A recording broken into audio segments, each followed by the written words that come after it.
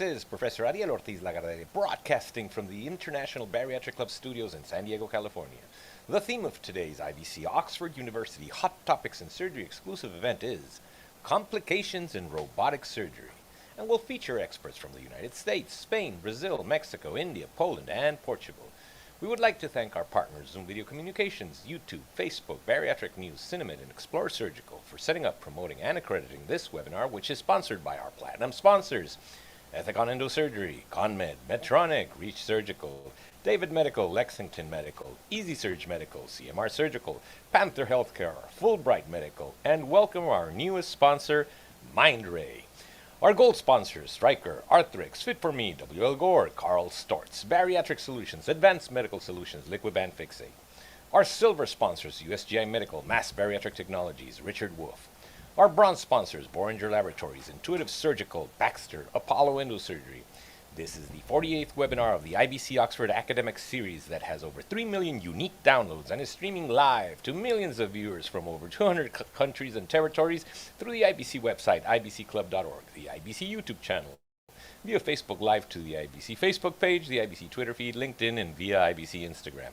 This event is organized by Mr. Harris Kuaja, consultant bariatric surgeon, co-founder of the IBC, and director of IBC Global Education, based at Chelsea and Westminster Hospital, Imperial College London, and Christchurch, Oxford University.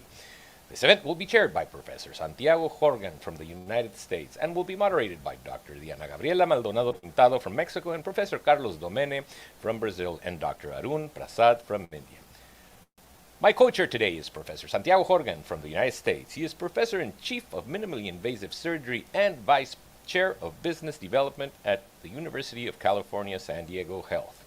He's also Director of Metabolic and Bariatric Institute and Director, Center for the Future of Surgery, Department of Surgery, University of California, San Diego. He is also Chief Medical Officer at the International Institute of Metabolic Medicine in Tijuana, Mexico. I will now pass it on to Professor Santiago Jorgen to present our moderators. Thank you, Ariel. Wow, that was quite a presentation. It is a true pleasure to be here today. I think that we have an amazing seminar, as always, just incredible. Thank you to both of you for doing an amazing job in keeping this very alive. We have an amazing panel and a great group of speakers, and I'm really honored to introduce them to you. First, Diana Maldonado. She doesn't really need any more introduction, but I will. She's a superstar of robotic surgery in Mexico. She's Chief of Surgery at the Angeles Hospital in Pedregal in the city of Mexico. She's a director of the IBC for the Mexican College of the Society of Bariatric Surgery. And she was the former director of the IBC Latin America. She's also the director of the Young IPSO Latin American Group and a consultant for the Angeles Pedregal Hospital. A true innovator, really pushing robotic surgery in Mexico. I know her really well. Diana, it's a true pleasure to have you here today. The second, but not really second, these are all superstars. Arun Prasad from India. He's the chair of surgery at Apollo Hospital in New Delhi, India. The president of the Obesity Society of Surgery, also in India, the OSSI. And he's a senior laparoscopic BATS and robotic surgeon and chief of surgical gastrointestinal and bariatric surgery in India. Like we say in America, last but not least, Professor Carlos Domene from Brazil. He was the past president of the Brazilian Society of Minimal Invasive Surgery in 2015, 2016, and also recently in 2019, 2020. He is professor of surgery in the biggest medical school in, I think, in America, the University of Sao Paulo, Brazil, where we all have many, many good friends.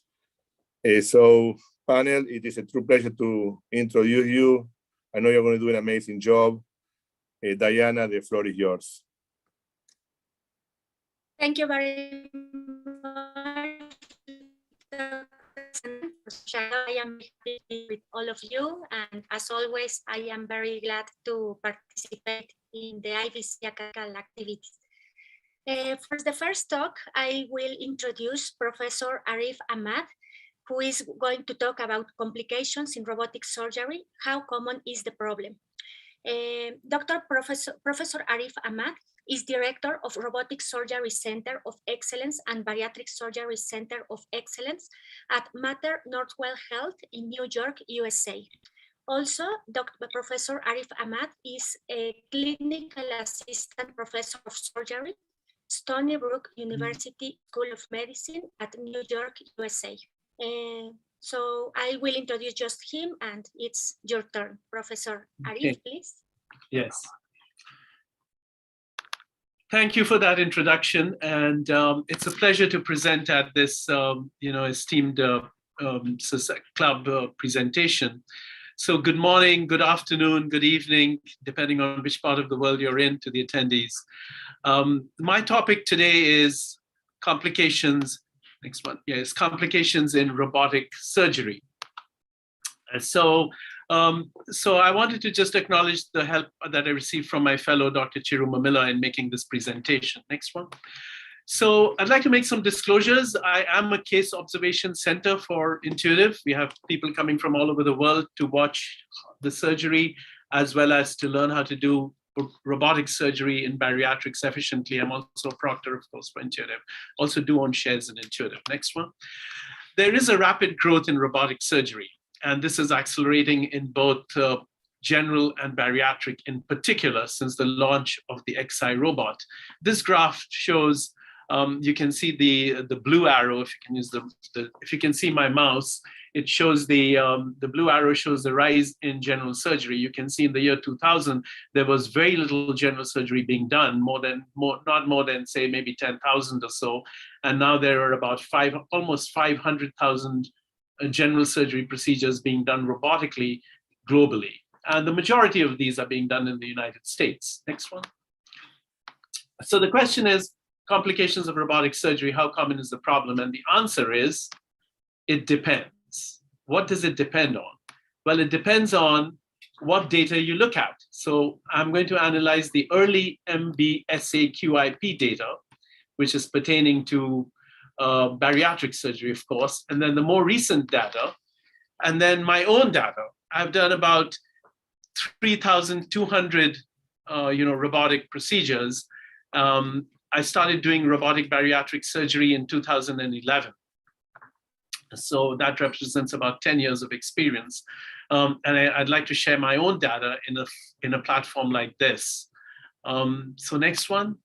So if you look at the early experience, so this is from the Journal of Urology, but it looks at all adverse events from 2007 to 2017, not necessarily related to urology, but as a system.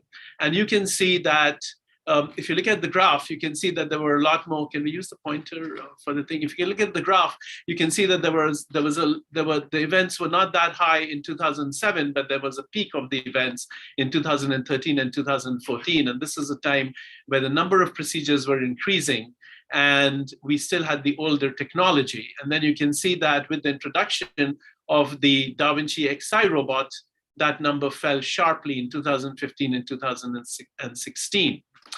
And also it was documented by, let's go back, it was also documented by the increasing skill of the surgeons and the focus of many training programs, in addition to the newer robot models. Next one. So how is this translating into clinical practice? So let's look at the MSB QIP data, and this is a meta-analysis. So I think this kind of paper is really, a good way of knowing in a short time what are the issues, especially in relation to bariatric surgery. So you can see this data is from obesity surgery, and it compares robotic versus laparoscopic bariatric surgery. It's a systematic review and a meta-analysis, including 34 observational studies, and it involves 27,000 patients. And you can see that the results are mixed. If you see the thing on the side here, this thing tells you whether it favors robotic. So you can see some studies favor robotic, and then some studies favor laparoscopic. My own data here was 172 patients. This was from 2015. The publication was in 2016, and it showed that they were equivalent. And I'm going to refer to my paper later. In the interest of time, I won't go through each of these papers, but there are a number of presenters here, and it's mixed results. Some positive, some negative, but we can't say really, when we compare the two, how different they were. Next one. But then you look at the Journal of the American College of Surgeons, and this paper is from Gondel in 2019. And it shows that the perioperative outcomes in robotic-assisted bariatric surgery are actually, in this particular study from 2015 to 2017, you could see that there's a reduction in problems like OR time, conversion rates, 30-day readmission rates. And so it's a problem that appears to be getting better. Next one. And then when you look at papers from more recently, like in 2020, this was published by Maher El-Shar, and he's comparing laparoscopic with robotic. And you can see that the light blue is laparoscopic on the right side of the screen, and the dark blue is robotic on the left side of the screen. You can see the serious adverse events slightly less with robotic, bleeding less with robotic, hospital stay less with robotic, mortality less with robotic, readmissions higher with robotic, and reoperations about the same, maybe a little bit higher with robotic. So how do you explain this? I mean, we're seeing kind of various kinds of different data, but certainly some positive, some negative. Next one. So I said, let's look at something else. So here we have data from Dr. Pomp, and he's looking at the super obese and the obese population. And it showed no difference in operative time, intraoperative complications in the super obese and the obese using robotic technology. Next one. And then I said, let's look at our own data, because our data is I think, really important in this. It will be published in a modified form later. Next one. So I've done about 3,200 Da Vinci procedures over the last 10 years that we've been in robotic surgery. Most of these have been bariatric, but you can see that that pie chart shows you a section of it that's general surgery. This mainly is hernias and more recently lap choles, but mainly hernias and bariatric surgeries. Done about 10,000 firings of this Surefrom stapler. I believe it represents one of the largest experiences in the world in bariatric surgery, for robotic bariatric surgery, from what I've been told. Next one. So if I look at my own data, this, you can see from 2017 to 2019 is the blue, is the lighter blue color, and the first solid graph is 2.5 as the length of stay, and then you can see more recently is the black one, which is 1.15. In hospital complications, again, go down percentage-wise. So you can see the percentages were small to start with, 0.6%, 0.2%, to the lowest most recently. And then 30-day complications, 30-day readmissions, we had 3% early on when we were doing it laparoscopic. And then now that we're doing it robotic, early robotic, we had 1.5%, and now more recent robotic is 0.9%. Our leak rate in all of these has been 0, but this is referring to sleeve gastrectomies since 2017 to 2019. Concomitant hiatal hernia repairs, we actually started doing them more, it seems, since we were doing these robotic. Why, I'm not exactly sure, but we were still pretty high with the laparoscopic, 42%, 46%, and 57%. What is interesting here is that since we started doing these cases robotic, we started tackling higher BMIs because we felt more comfortable doing them. You can see the BMIs more than 45 were, you can see here, 32% in the laparoscopic group when we were doing them laparoscopic. And then now that we're doing them mainly robotic, you can see 39% were, and then 38% more recently. And the BMIs more than 50 have kept going up, not only because people are getting more obese, but also because we're tackling the higher BMIs because it's easier to do so with less complications, somewhat similar to Dr. Pomp's data. Next one. And I've been seeing similar trends in other physicians around. This is from Dr. Ringgold, from Dr. Chichicho, and Dr. Yatko, who's also in New York, part of our Northwell program. Then that's myself. and you can see Dr. Rainville, and they have had similar results comparing it with robotic and laparoscopic. Next one. And so the question is, why the variability? And this paper from New England Journal of Medicine, published in 2013, refers to that. That the really, these surgeons were assessed by an independent assessor, and the complications were higher based on the surgical skill, of course, and that's expected. Next one. In reference to the adoption of robotic surgery, we're passing through the 3 stages of the truth that Arthur Schopenhauer had referred to in the past. Next one. And some of you may remember that in 1993, the American College of Surgeons called for a moratorium on lap choles because of the number of complications they were facing. We're not seeing a similar thing with robotic surgery, but there was a period of alarm in the beginning when people were not trained in doing robotic surgery, and they were still, very keen on doing these things. And then that only speaks to the importance of using the tool and mastering the tool and learning to train the tool in the tool prior to using it. Next one. And then you see in general surgery news things like robotic surgery deja vu all over again. Next one. And the way I look at it is open surgery is like the horse and the buggy. And then the car is the laparoscopic surgery. And then now with the robotic surgery, we have the car with computerization. So you see the modern cars, they have computerization. They can prevent an accident. They can give you warnings ahead of time. And those things actually prevent complications. Next one. Because, just improving the laparoscope will not result in a paradigm shift. What we are seeing with robotic surgery, with the computerization of the laparoscope, is a paradigm shift. Next one.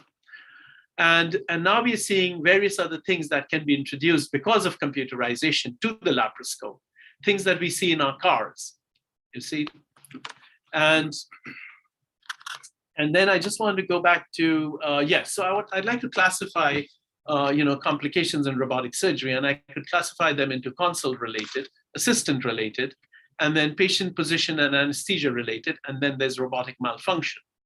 So talking about console related, these are related to the surgeon. Next one. This is an example where a surgeon is using power in both hands. When he's supposed to press the stapler, he by mistake presses the other one, the fenestrated bipolar, and he causes a burn. Now he's removing that part and he's stapling it. And that's because the pedal, the bottom one here shows you the pedal, you can press the wrong pedal. There are safety precautions for this. It highlights the one that you're pressing. So you have to be aware of those kind of things. Next one. And then we have, there are also console related, errors, things like where you're introducing where you're introducing your instrument, it's out of your field and you're still moving it. When you're doing that, you could be hitting something which you cannot see. But there are systems that enhance awareness of instrument location, and one has to be aware of those, So these things are related to the console, not talking about those that are present even in any laparoscopic surgery. I'm talking about what's specific for robotic surgery. Next one. And then, the console-related things, you also have, you can embrace avoidance systems, or collision avoidance systems. When the tissue is too thick, it won't fire. Next one. It looks like I'm running short of time, so I got to keep moving faster. But really, in patients with higher BMIs, where in laparoscopic surgery, we're taking a lot with the torque, that can be avoided with this. Next one. And that's where I found its most use. This is an example of a video with a 4th injury arm, which is bedside assistant related, where the assistant takes out the wrong arm. This is actually from Dr. Curtis Perry. I used his slide from one of the social media Facebook presentations, where they're pulling on the wrong slide, on the wrong arm, and therefore it's important to see the arm before you pull it. Next one, just in the interest of time, I'm not going to show the whole thing. And then there are those related to ports and instruments that could break, but one has to be aware of the grasping strength of these instruments. Okay, so next one. And patient positioning and anesthesia related, those are very similar. Many of it is similar to laparoscopic surgery, but also we have to be aware of the arms that could hit the patient's head or other parts of the patient's body. Next one. And then there's robot malfunction. But one of the things with robot malfunction is that, it gives continuous input to the system every time there's a robot malfunction, somewhat similar to your phone, that, it asks you whether you want to send this to and that could help to improve it. Next one. And immersion and mastering the tool improves safety and reduces complications. Next one. And at Northwell here, we have a whole system of training that involves a whole system that I don't have time to read here, but it involves a huge pathway that people have to go through before they can start doing robotic surgery. Next one. And the conclusion wise, we have, utilization is increasing and the results are promising and the potential complications are avoidable through standardized training, and the advancement in robotic surgery should actually reduce complications. Next one. And various things that we can now have. The first slide shows you the ICG, and the second slide shows you, we have now the ability to, it's called Iris, where you can overlap the MRI image on your image that you're working on, and you can get much better enhancement of that. And of course, there's tele-mentoring, which can help to reduce complications as well. It looks like I only have a few more minutes left. Next one. So I just want to invite you to Long Island, where you can come and see our center, where we do a lot of these surgeries, and I'll take some questions later or whenever you think appropriate. Looks like I've met my 15 minutes. Thank you, Professor Arif. It was a spectacular presentation, a very quick overview. Definitely, we would love to see a little bit more. But I'm going to ask Dr. Prasad to ask a couple of questions. At least we have a couple of time for a couple of questions. That was a very nice overview and very nice presentation of data, both yours as well as the worldwide. I just have one question. Do you think there is any particular complication or complications that are more common with robotic as opposed to laparoscopic bariatric surgery? Yes, I think the ones related to the bedside assistant are more common with robotic surgery, because if the bedside assistant is often not able to see the entire screen, and that training is more necessary. So yes, those related to the bedside assistant are more common. Some of the complications I mentioned related to the consult surgeon are more common with robotic, where they press on the wrong foot, for example, and can cause the burn. Those kind of things are much more common. So injuries related to instruments hitting other organs when they're not in view, those are more common. Okay, thanks. I have a question, Professor Arif. We're looking at the complexity of the devices, much like your comparison to automotive industry, and yes, definitely now people can drive a Tesla without too much training. Is it intuitive? And mind you, I'm almost, pardon the pun, is it really intuitive to manage robotics after laparoscopy, or do you find that you have to help retrain how the surgeon thinks and the level of complexity involved in using a completely different device in order to prevent these complications? Very good question. And most of us who have trained in open surgery have found that going from open to robotic is a lot easier than going from open to laparoscopic. In fact, the initial push with robotic surgery was in the urologists who were doing robotic prostates when they were not able to do things laparoscopic. So those of us who have taken the plunge from open to laparoscopic had a much harder battle to fight. The move from laparoscopic to robotic is a lot easier, because what robotic surgery does, it takes that laparoscopic procedure, makes it like an open procedure, but with small incisions. That, I believe, is the beauty of it. It's like you're doing it open. That is a great comparison, and I probably will leave this comment to the discussion forum, but it would seem that it makes a good surgeon, or an average surgeon, a very good surgeon in the minimally invasive field. Well, we want to thank you for this awesome presentation, and I want to move on to our next speaker. Our next speaker will be talking about device failure in robotic surgery. He is professor of surgery, McGovern Medical School at the University of Texas Health Science Center at Houston, and the director of the University of Texas Physicians Minimally Invasive Surgeons of Texas, USA. And he's also medical director of bariatric surgery at the Memorial Hermann Hospital Texas Medical Center in the United States. It's my privilege and my honor to present Professor Erik Wilson from the United States. Erik, take it away. Ariel. Appreciate it. I appreciate the opportunity to present here at the IBC. It's great seeing a lot of old friends. Would love to see y'all in person soon. Yeah, I will talk a little bit about instrument failure. I appreciate Dr. Ahmad's. He's made this easier for me. He did a good overview of the pros and potential cons of robotics. I'll see if I can add to that.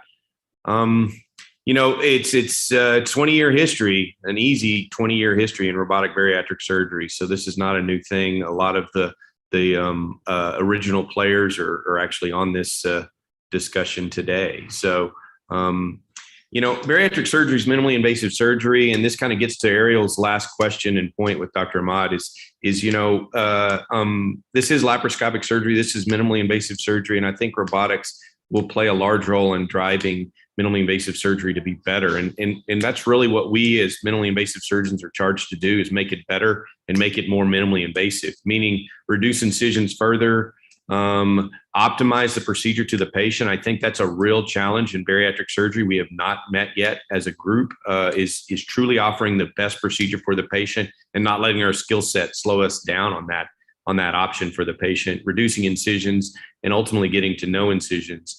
And obviously, we have to continue to make it better, and more efficiency is still needed. And there's a lot of things that can be improved in robotics. Just one little example in bariatric surgery, we had this massive growth of sleeve gastrectomy, and gastric bypass did not grow. In fact, has been fairly flat until just recently it started to uptick. And what do you see with that is actually laparoscopic gastric bypass hasn't really changed much, but robotic gastric bypass has. So robotics is actually driving the adoption of more complex procedures. And I have some data. I can't really show the actual data of it, but we're also seeing that in DS too, in that the DS growth, while it's still quite small, the duodenal switch is growing because of robotic surgery.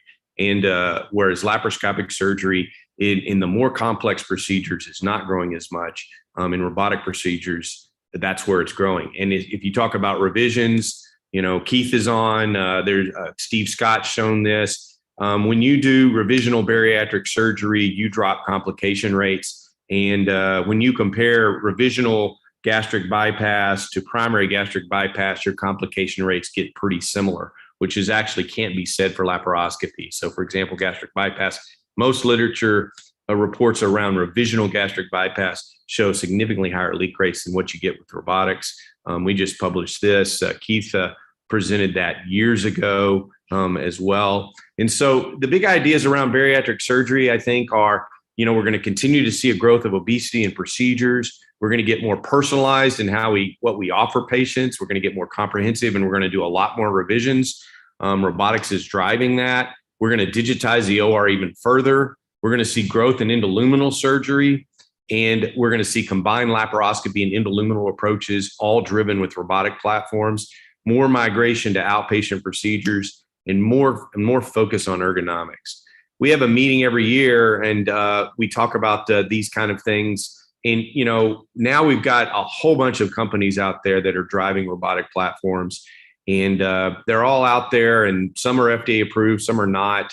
But we're really at a turning point here, and that's driving Intuitive to continue to evolve. They've gone through 4 generations of platforms. They have endoluminal platforms now, but all these additional companies developing these platforms are driving some of these processes. And we're going to have robots that can do things even better, get smaller ports, more advanced instrumentation, even improved visualization, and more of evolution from to task autonomy with tissue recognition by the systems themselves. And then analytics, there's just going to be a lot of analytics out there that's going to make us better and safer. And that's one of the main reasons I think robotics is going to improve things, is we can analyze so many things in the OR, but we can analyze even more if we have all that movement data that we get off of a robotic platform.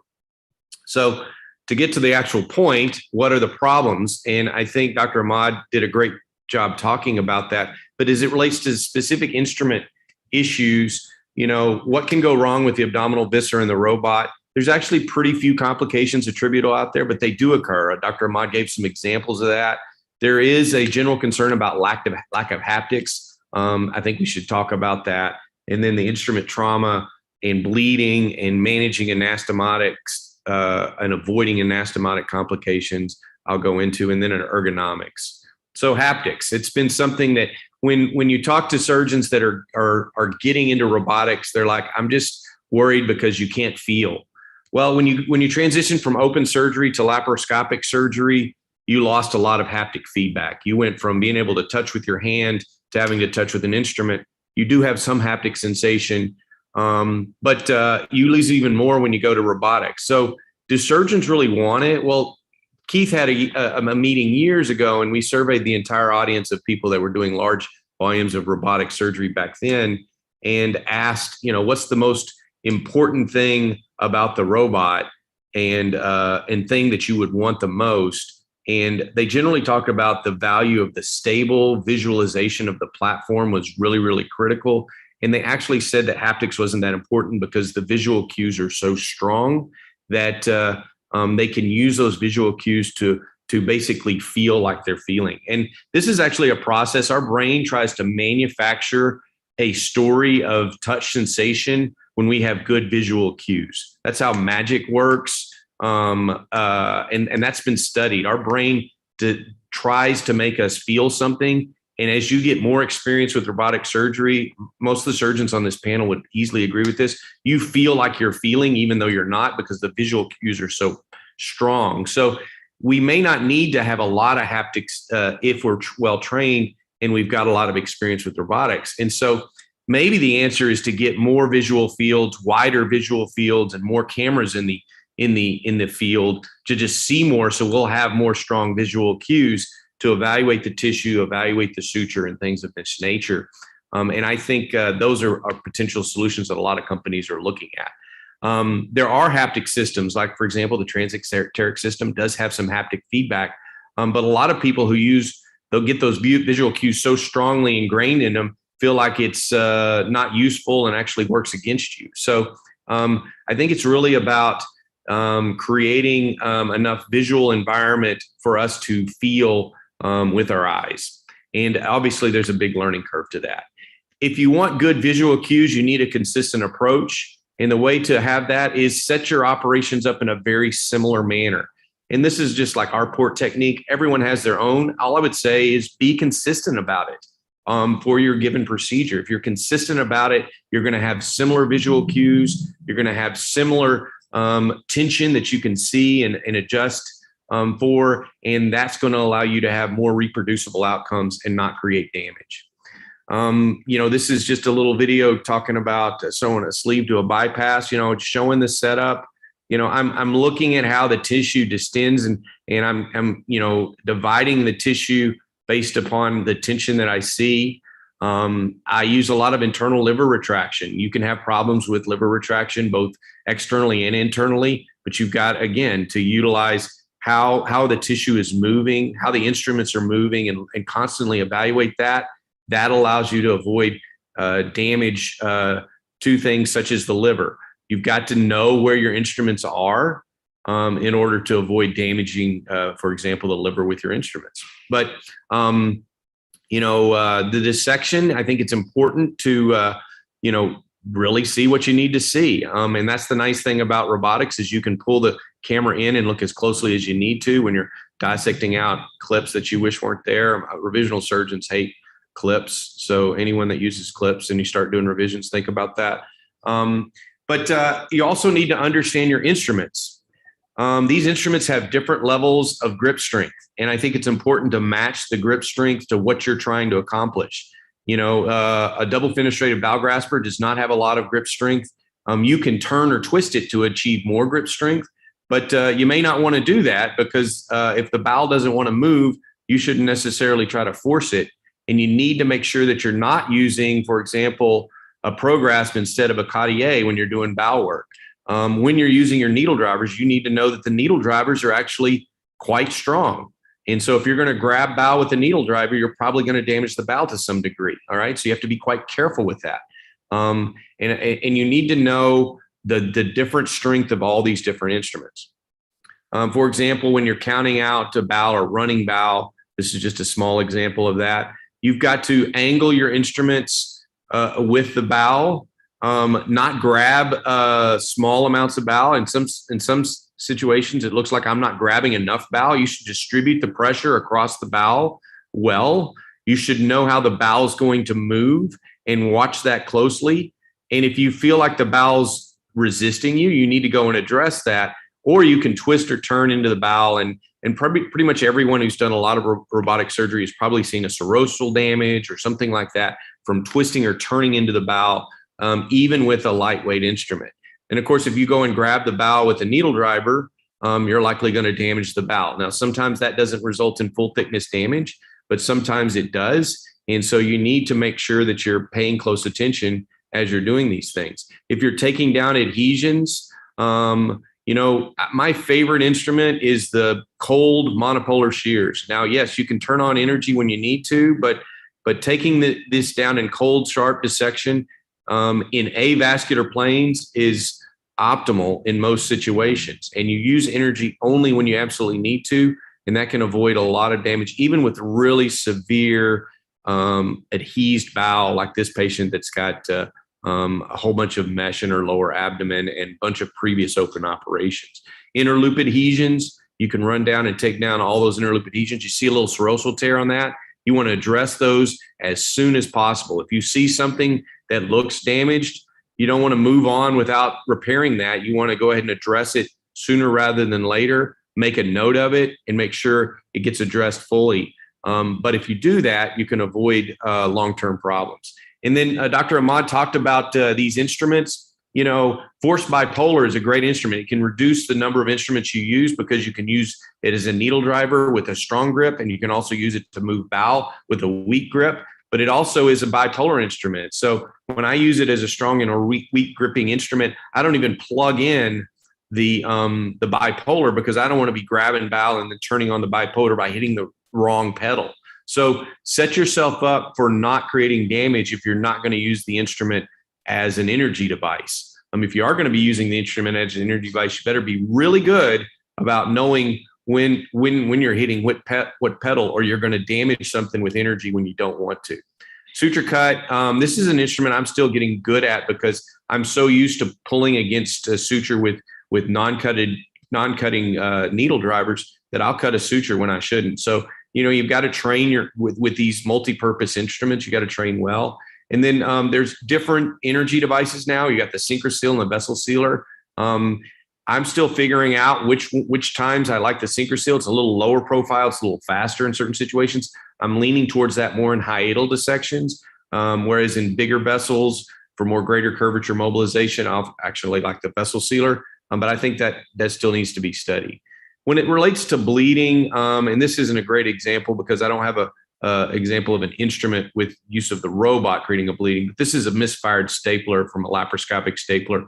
And when it happens, basically what you need to do is go back to principles. You control bleeding laparoscopically the same way you do robotically. Take your pulse, pack off, control. You can use, laparoscopic Ratex sponges to control and pack, and then make a concerted, definitive management of the bleeding issue. Find the bleeding vessel and address that quickly, but efficiently. And don't address it so quickly that you get yourself in more trouble.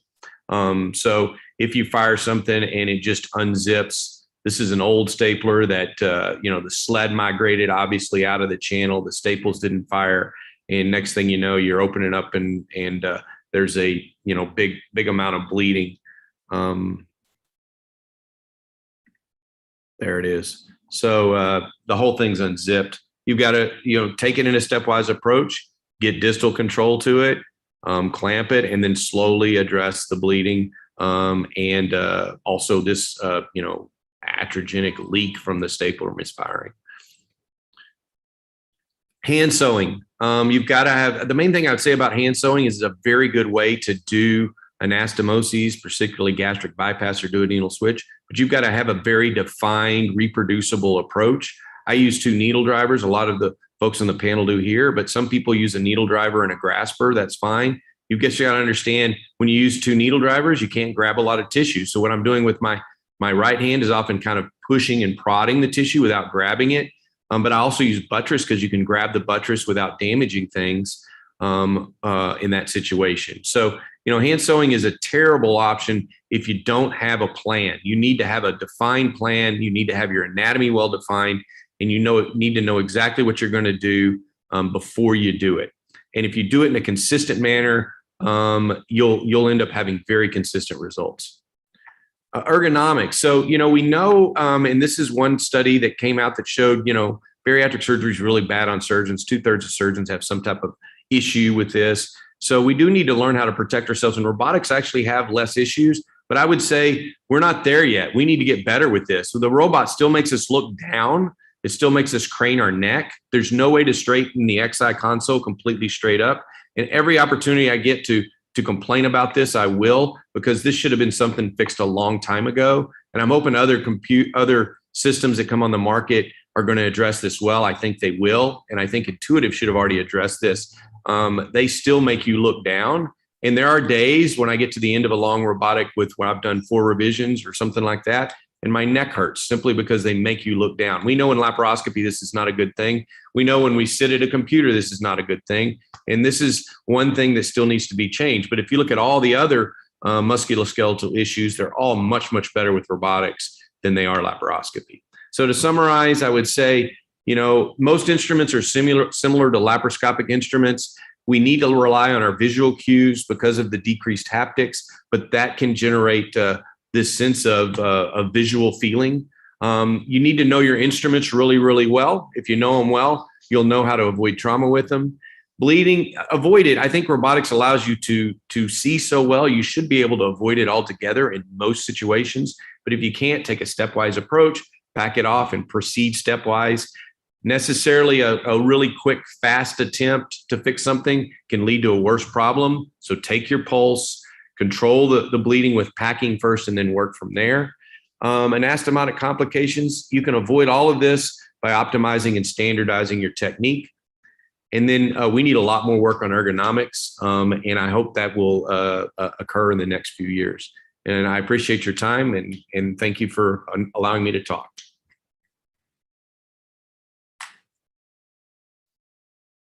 Thank you very much, Dr. Erik Wilson. As always, a great talk, very interesting. I think that it's a very interesting topic. And well, I will do the first question. For Dr. Erik Wilson, unfortunately, even in robotic surgery, we can have complications. During many procedures, I can see that one of the problems with specifically the Da Vinci system is the communication between the assistant and the surgeon, as the surgeon focuses only on the surgery all the time and not always is watching what the assistant is doing. Specifically in bariatric surgery, when you don't have access to the Da Vinci staples, the assistant is really doing the stapling and not the surgeon. So I think it's very important to have a trusted assistant surgeon who helps you. So the question is, what would you suggest to the new companies or even to Da Vinci system to improve their robotic systems to have better control of what is happening with the patient when you are in the console and then you are not watching when all the instruments are being changed? Yeah, great question. I would really say let's focus on widening the visual field. Let's give the assistant a wider and broader visual field. They now have cameras that will go on the end of a trocar. Literally, will flip up and show you a view off of a trocar. So why doesn't the assistant already have one of those cameras mounted to their trocar, or we have an additional camera in the robotic platform, either attached to a trocar or inside the abdomen, that gives us a wider visual field. So that assistant, can see everything they need to see to stay out of the way of damaging stuff when they're trying to help and assist. I think that should already be done. And again, I think it gets back to, more systems on the market driving these types of ideas and issues. And a forum like this is just super helpful for this, because I think it propagates the need for things like this. But I would really widen the visual field, and I think that could really help a lot. I was thinking that probably one option is to use during the control system when you are in the console. You can have like a kind of a screen, like a screen by screen. I don't know how to say. Picture in picture kind of thing. Yes. Yep. Is happening in the operating room. Absolutely. Great point. We should be able to see through our consoles, additional views, what's going on in the OR, being able to look at, we're going to see a lot of analysis and showing ultimately what's going on around the patient better. All those things are some of the power of laparoscopy that surgeons bring up and say, this is why I don't do robotics. Well, give them those tools. Let them see what's going on or outside the patient. And we'll be able to handle that information if it's presented us in a user-friendly way. And I think it's going to make us better and safer.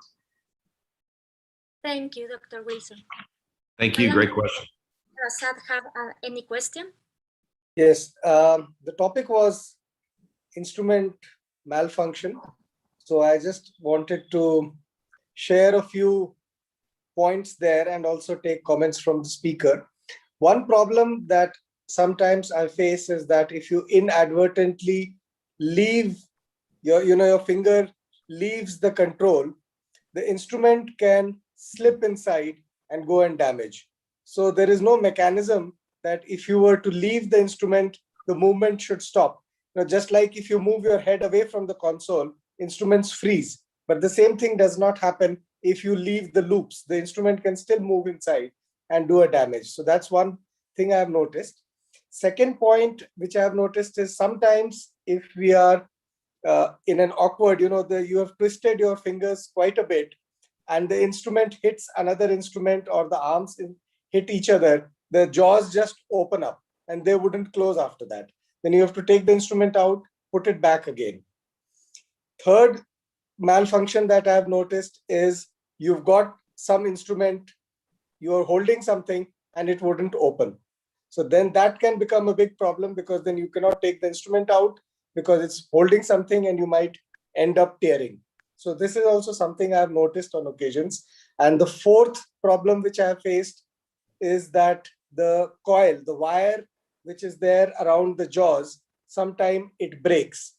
So if the wire breaks, then that instrument is of no use. You have to take that instrument out and put in a fresh instrument, which may not be a complication or a malfunction, but it would add to the cost of one more extra instrument. So these are a few things which I have noticed. I would request the speaker to give his comments, and if somebody else wants to comment on that. Thanks, Dr. Prasad. Those are all excellent points. Let me try to go through each of them. Movement of the instrument when you're still looking in the screen, because when you back out of the console, it won't move anymore. But if you're still looking in, you happen to pull back, it can move. You're exactly right. And it could migrate into something. Now, it shouldn't migrate aggressively unless you were to bump it or something like that. But that could cause a problem. And it's a valuable point. Eye tracking, some systems are looking at eye tracking. And if your eyes are not tracking appropriately, that could be an issue. There are ways to potentially stop or freeze the system if your eyes aren't on, actually not just inside the console, but not looking at what needs to be looked at. That has to be balanced with the usability of it, but I think there are ways to address that issue ultimately. As it relates to the arms getting twisted, what is happening is the dials on the back of the instrument are getting offset. And so you've moved the robotic instrument into an abnormal position, and the computer's not recognizing it. It's offset the dials, and then you have to reset the dials. That will continue. I think that has continued to get better with each generation, but it's an interface between the robot itself and that instrument dial packet, and I think that should continue to improve with just better engineering. But it is still a problem today, as you admit. Getting an instrument to lock in where it won't open. Usually, when you hit the button to release the instrument out, it should go to a neutral position and unlock, unless it's in a real twisted form. The time I've seen it the worst is if you got locked in with a stapler, and that doesn't happen very often. But there are ways to release the instrument mechanically. It's sometimes you have to get extra instruments out, but you can release it mechanically. But generally, if you just hit the buttons on the back of the instrument and gently pull back, it should release enough where it could drop the tissue. But you need to be very careful and do it under direct visualization. And then, of course, braking. Any instrument might break before its lives are supposed to be expired. You know, they have extended the length of these instruments, which is generally a good thing because it has reduced costs. But our experience has been that when an instrument breaks prematurely, those lives should be credited back to you. And so if you make a point of that, at least with Intuitive, they should credit those lives for when something breaks early. But all very good points about instrumentation, Dr. Prasad. Let's see. Carlos Galvani said, "How often do you confuse the pedal and burn the wrong tissue?" It can certainly happen, but I don't try to plug in energy if I'm not going to use the energy. So it is a training thing. It doesn't happen very often, but like I was saying with the forced bipolar, I don't tend to use the bipolar very much. So I don't even plug it in. If you don't plug it in, you can't create energy damage. So be thinking ahead and try to avoid using or setting up energy if you're not even going to use it. Thank you very much. Well, I think that we'll need to continue to the next lecture. So it's my pleasure to present our next speaker that is a great surgeon. Many of you know him very well in robotic surgery as well. He is Professor Andre Teixeira from USA. He is going to talk about stapler malfunction in robotic surgery. Professor Andre Teixeira is Vice Chair of General Surgery. He is Director of Bariatric Endoscopy and the Director of the Bariatric Surgery Fellowship at Orlando Health, Florida, USA. So please, Dr. Andre Teixeira. Thank you very much for the introduction. Very kind of you. It's very hard to follow those two amazing lectures. I'll try my best to at least get close to those amazing surgeons that just spoke and try to enlighten something.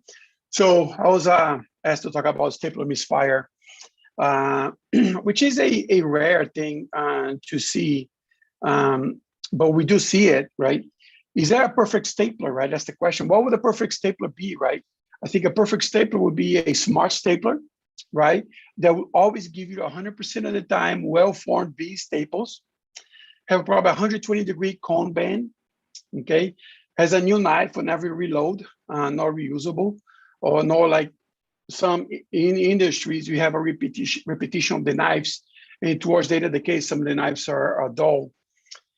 Thick tissue sensing technology, so you kind of know which cartridge to use. We start seeing more and more here people using white loads, especially unless too far as our sleeve, and that's due to surgeons getting more comfortable with the thickness of the tissue, with the feedback that the robotic stapler is giving to them, and which is, I think, it's amazing. This is what we want. We always wanted a more data from what we were firing. Like when I went to fellowship, we always did different colors because that's how we were taught. And the idea of this tissue is going to be thicker, so you should always use the black or the green or whatever, the purple, whatever you want to use. But now we do have something that can help you with that. In adjustable compression, right? That will compress adjustability of the compression as you're firing, and sometimes stop and so forth. So that, in my mind, would be a perfect stapler, right? And also a stapler that would never have a misfire, right? That nothing wrong would happen with a stapler. You never had bleeding. So to me, that'll be the perfect stapler. Is there a perfect stapler 100% of the time? No, I mean, there's no such a thing. It doesn't matter what stapler you use, if it is robotic, handheld, major brand, small brand, you are going to have issues with them. If you do operate enough and you do fire them a lot, at one point you will have, even if it is 1 time, 2 times, 3 times, you are going to have an issue. So you should expect that, right? Granted, if the percentage of misfire is very high, then definitely that is definitely not a stapler they should be using, right? But there is no stapler that I know of on the market that has 0% misfire rate and 100% successful rate all the time. That I don't know if towards the end of the talk, if anyone has that, please share with me. Any stapler that does not misfire, that's a unicorn in my mind, right? Like I said, it just doesn't happen, doesn't exist. It is, are they getting better? Yes, they are getting better. Is the percentage getting smaller? 100%.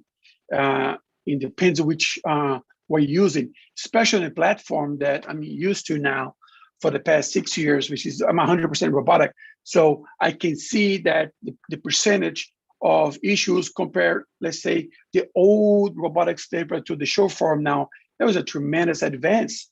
I mean, I would love to see the opinion after the talk of the great speakers here and all the people that are involved, Galvani, Curtis Paris, everybody that's been doing robotics for so long, longer than I have, to see the transition from handheld, the old articulating 45, and then the new short form. I mean, you see the difference. It was very interesting when I was looking for the data, right? I saw this article that was published recently. They're revealing the scope of surgical device malfunction, analysis of the hidden Food and Drug Administration device database. When you go to the data to read the article, there is about a 20% stapler clip malfunction. So it's higher than what we think, right? Granted, on this paper, they did not break down between staplers. So all here, they were pretty much all handheld. They did not include the robotic stapler yet because it's relatively new. But it's pretty high number in my view. 20% malfunction, to me, it's a high number. Granted, it would be nice to see on this case, the amount of cases that were done in comparison to the device, right? Compared to the amount of cases that fail. And then this paper in 2012, the knowledge, right? The incidence of laparoscopic stapler malfunction. So 66% would not release enough application, which is, that has happened to me, while you're doing a pouch, you fire, and the stapler will not come out. I mean, and even you try the manual release, it will not come out. That is a nightmare sometimes because you have to figure out if you don't have enough room to come with a second staple across, you just have to cut it and suture like the old times they used to do, suture the pouch. 73 had no fire after application, which is also malfunction. Interesting enough, they were able to divide them between 30% of those missiles were ethical and 36% were COVIDian. But overall, there was about a 25% has significantly altered the plane of the operative procedure due to malfunction. So those misfire can alter your procedures that you are doing 100%, especially if you are doing like Dr. Wilson said, about the amount of DSs being done is going higher and higher in America, especially in America because of the robotic platform. People are getting more comfortable with it. No, we have to think about that. But I can tell you, I share my experience with it, and I'm pretty safe with it. Most common cause of stapler misfire are cartridge placement. Be surprised if the importance of you having a team. I'm emphasizing that so much because I've seen when you have a scrub that is not used to the device and they put the cartridge on the wrong cartridge or even put a wrong cartridge that has been fired, or they not clean the chambers of the gun and put the cartridge in, you can have a misfire with that. So that is a part of it. So to me, a team, nurse, placement, scrub tech, place of the cartridge. Staples in the chamber. That's why it's so important that wash, right? That people talk about. It doesn't have to have a 2-minute wash or 1-minute wash. It's just a quick rinse to release all the cartridge, all the staples there on the gun itself. A defective cartridge, that can happen. A dull blade. I've ever had on a handheld towards the end of the case that a fire, it just tear my entire JJ because the blade that was in it was not sharp enough and just cut the thing when I was doing laparoscopic case at the time. And blade unable to cut through tissue, right? So that is a problem too. So this is, to me, one of the most dreadful issues, like when there is a misfire that completely tear and open up your staple line. In this case here, of course, it had to happen on a self-pay, dual switch physician patient. That is the worst patient you can have a complication. And that's what happened to me. It was a misfire on the robotic stapler. But and this is the second misfire from a different surgeon when he was doing a bypass, right? It's gonna happen. If you think just because this is a robotic platform, you're not gonna have issue, then you're wrong. Or you've not been around staplers long enough. When a robotic company becomes a stapler company, you have to expect that you are gonna have some issues. The difference is the percentage, right? Is how often this happens and how can you repair it, how you can fix it, or how can we learn from it? And how I fix it, you know, it came from also experience, right? Also learning from other people's techniques. For me, this was a completely open staple line was completely open. I was able actually to see the tube, the VCG that I used to. And basically, I was lucky enough that I had just an extra 0.5 centimeter that I was able to re-staple this. Just put a couple of sutures to kind of help me to where I'm looking for the word, is used as a belt to kind of retract enough that I could come up with my second cartridge and staple this shot and create a more of a cleaner staple line. I was worried because it was pretty close to the Teixeira, which was the second fire. Interesting enough, the issues that we've had, which is not that many, which I'll show you in a few minutes, was all second or third fire, was never the first fire. So here, with the VCG, I took them off suction, right, to give them a little bit more of a length, and then came with a second cartridge. I did not upsize, same cartridge, because it's still to me a virgin tissue, and then just fire right at it to close the staple line again. But I knew at this time I would not have enough room if I needed to oversew that staple. If there was a misfire here again, then my other option would be to convert it to a bypass, because there was no more room for me here to do a safe sleeve. Was to convert it. Thank God when I do my DSs, I always do my duodenal dissections first. Then I do my sleeve, then I transect my duodenum. So I never burn a bridge in that case. And then from this point on, just continue my normal pathway to create my sleeve. But you can see that that you're able to salvage. And you know, the staple line is still a pretty nice staple line. It's doing what it's supposed to do, normal compression. And interesting enough, we found, because we sent the cartridge and the gun to Intuitive, and we found there was a loose staple inside the realm of the cartridge. So it caused, when the blade went in, it dragged the staple without cutting, just tear everything apart. As you can see on the picture here, everything just became teared. And all of those staples were unable to form, of course, because there were not enough.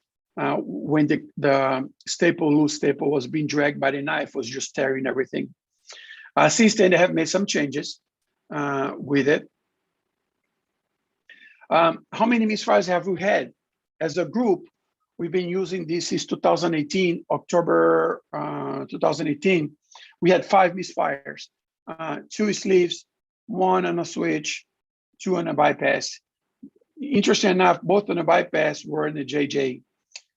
In the sleeves were the second fire, and on a switch, again, was creating the sleeve on the second, third fire, if I remember correctly. No repercussion to the patient, they all did well. But it is a little bit of a stressful situation that we have to go. But as long as you understand that you are going to have issues if you fire as much as we've done. When you look at the robotic assisted surgery adoption, the trend curve is very steep now, especially when we separate general surgery and you look at bariatrics. There's a steep curve now of adopters, right? Of course, there's the early market mainstream. We still in the mainstream market, bariatrics. It's not standard of care, and I'm not so sure if we're gonna get there until more new bariatric surgeons come in and more older surgeons start seeing the benefit of ergonomics, especially for the ergonomics. And I agree with Dr. Wilson in terms of ergonomics. We can do better. Ergonomics for me plays a huge role. I have a prosthetic disc between C5 and C6 that if I do 2 laparoscopic cases, I have a hard time in feeling my left hand after my second case. So robotically, I'm able to do 5, 6 cases a day, no issue. So to me has helped that. When you look at comparison in percent of optimally formed staple in a thick tissue, meaning greater than 4 millimeters, compare short form, power echelon, and GLA insignia, short form had 98.7% of optimally formed that be staple thick tissue, right? So there are benchmark studies there comparing them. Also, successful tissue reapproximation, meaning you don't see that leftover tissue when you finish firing with a handheld. Sometimes you see a little bit. Short form is about 100% of the time. And that's because I think, in my mind, is the control compression and the pause for compression if needed to be. The power echelon about 68, and the GIA 93, which actually surprised to me. And then the insignia, which is the staple that they have, they're supposed to kind of sense compression, did worse than their own tri-stapler hand.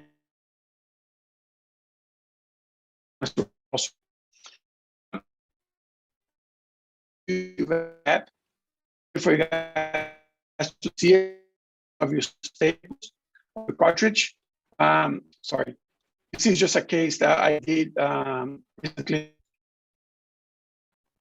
And then you can see every time my compression, you see arm 1 here is where my short form is about 6 fires I had, 7 minutes, over 7 minutes. In a 15-minute sleep, not bad in my mind. You can track all of that. And I tend to track all of that stuff that I do. This is my typical DS, bypass, sleeves.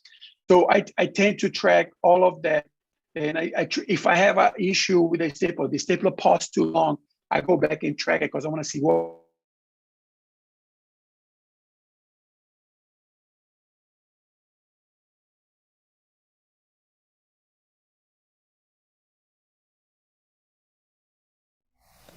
Okay.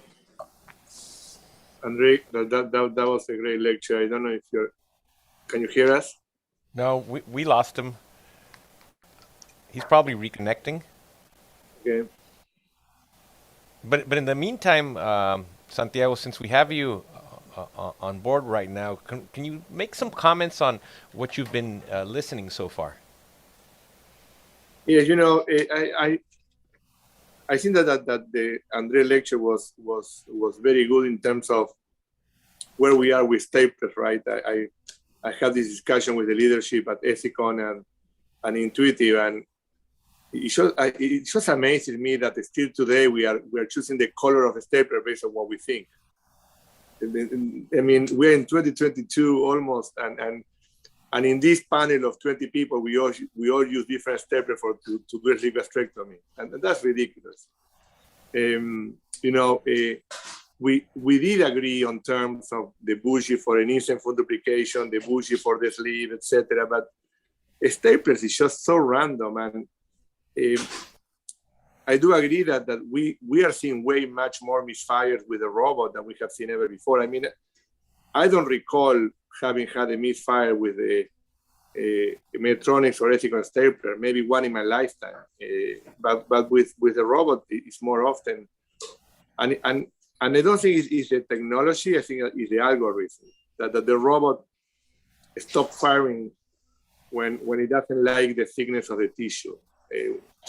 Once you have already decided what you want, and it has happened to me in many redo bariatric surgeries. My question to Andres and Andrea, and I admire you. If I have that catastrophe in the sleeve gastrectomy with the robot stapler, I will remove the robot and finish that laparoscopically with a different stapler. I would like to know why you continue with the same stapler when you have that big misfire. But you know, we are so far behind Ariel with stapler technology that amazes me that we still don't have a standard on what tissue to, what color to use based on tissue thickness, BMI, body habitus, male or female, etc. I mean, it makes no sense how we are doing firings,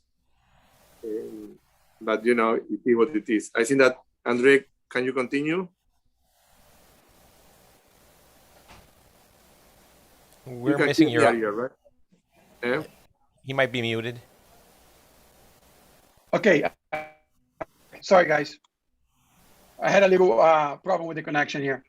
So, you know, I'm very with the robotic platform, so that's why I continue with that platform. And the amount of fires I've done with the robot, I have full confidence on that staple, which is interesting because I had a couple of misfires with Ethicon, to be honest with you, and that's one of the reasons I was kind of felt in doing that with that thing. But if you globally, they have the 5,000 fires, which 1,000 bariatric procedure.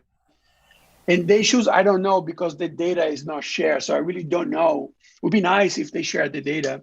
I think the cartridge has been designed and proven because most of the designers of the cartridge were from Ethicon, right?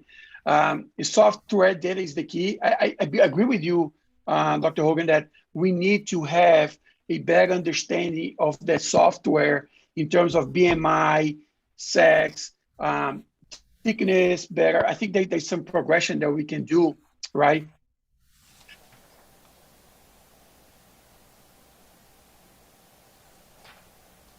Using form, okay? We've done 10,600 fires of short.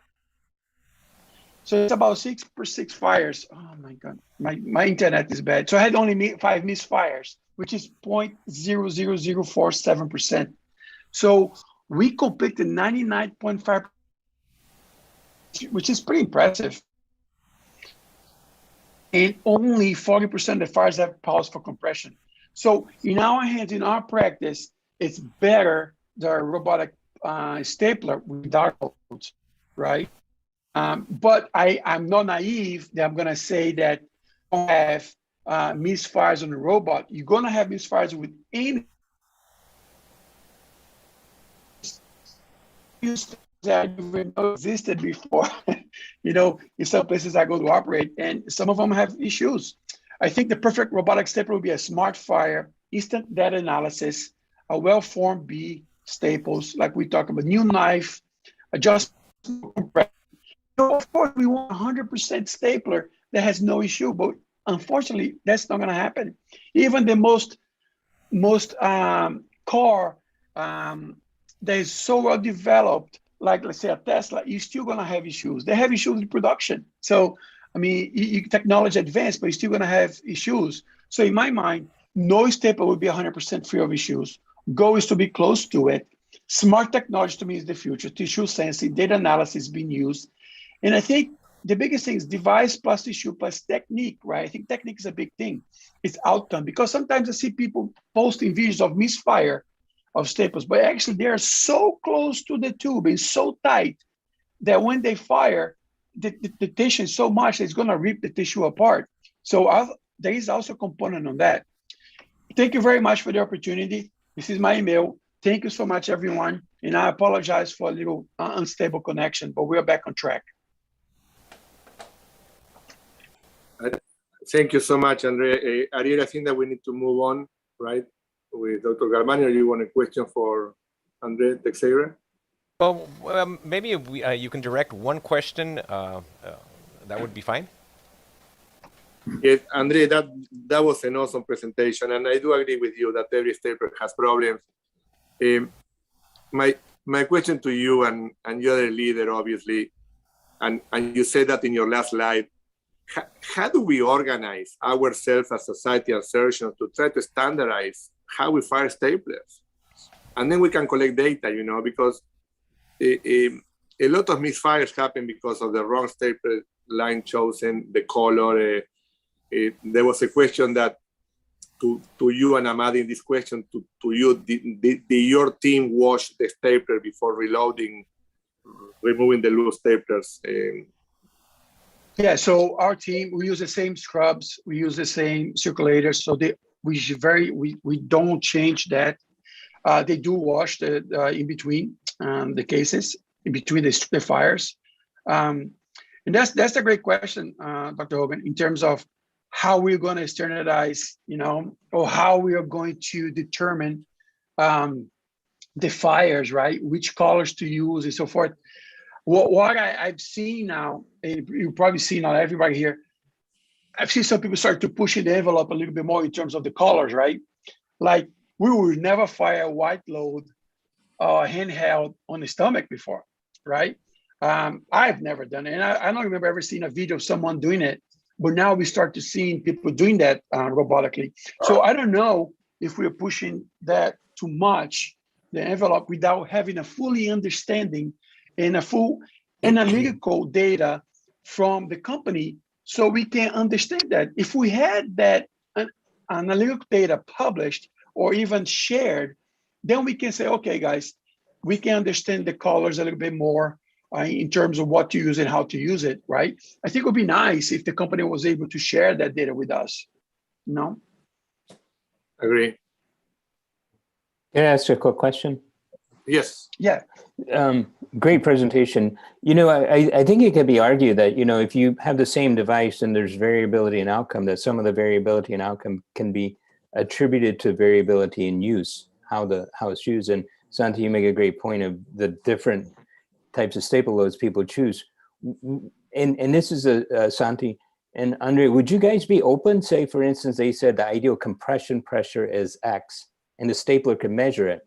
Would you guys be open to the device dictating which cartridges you use?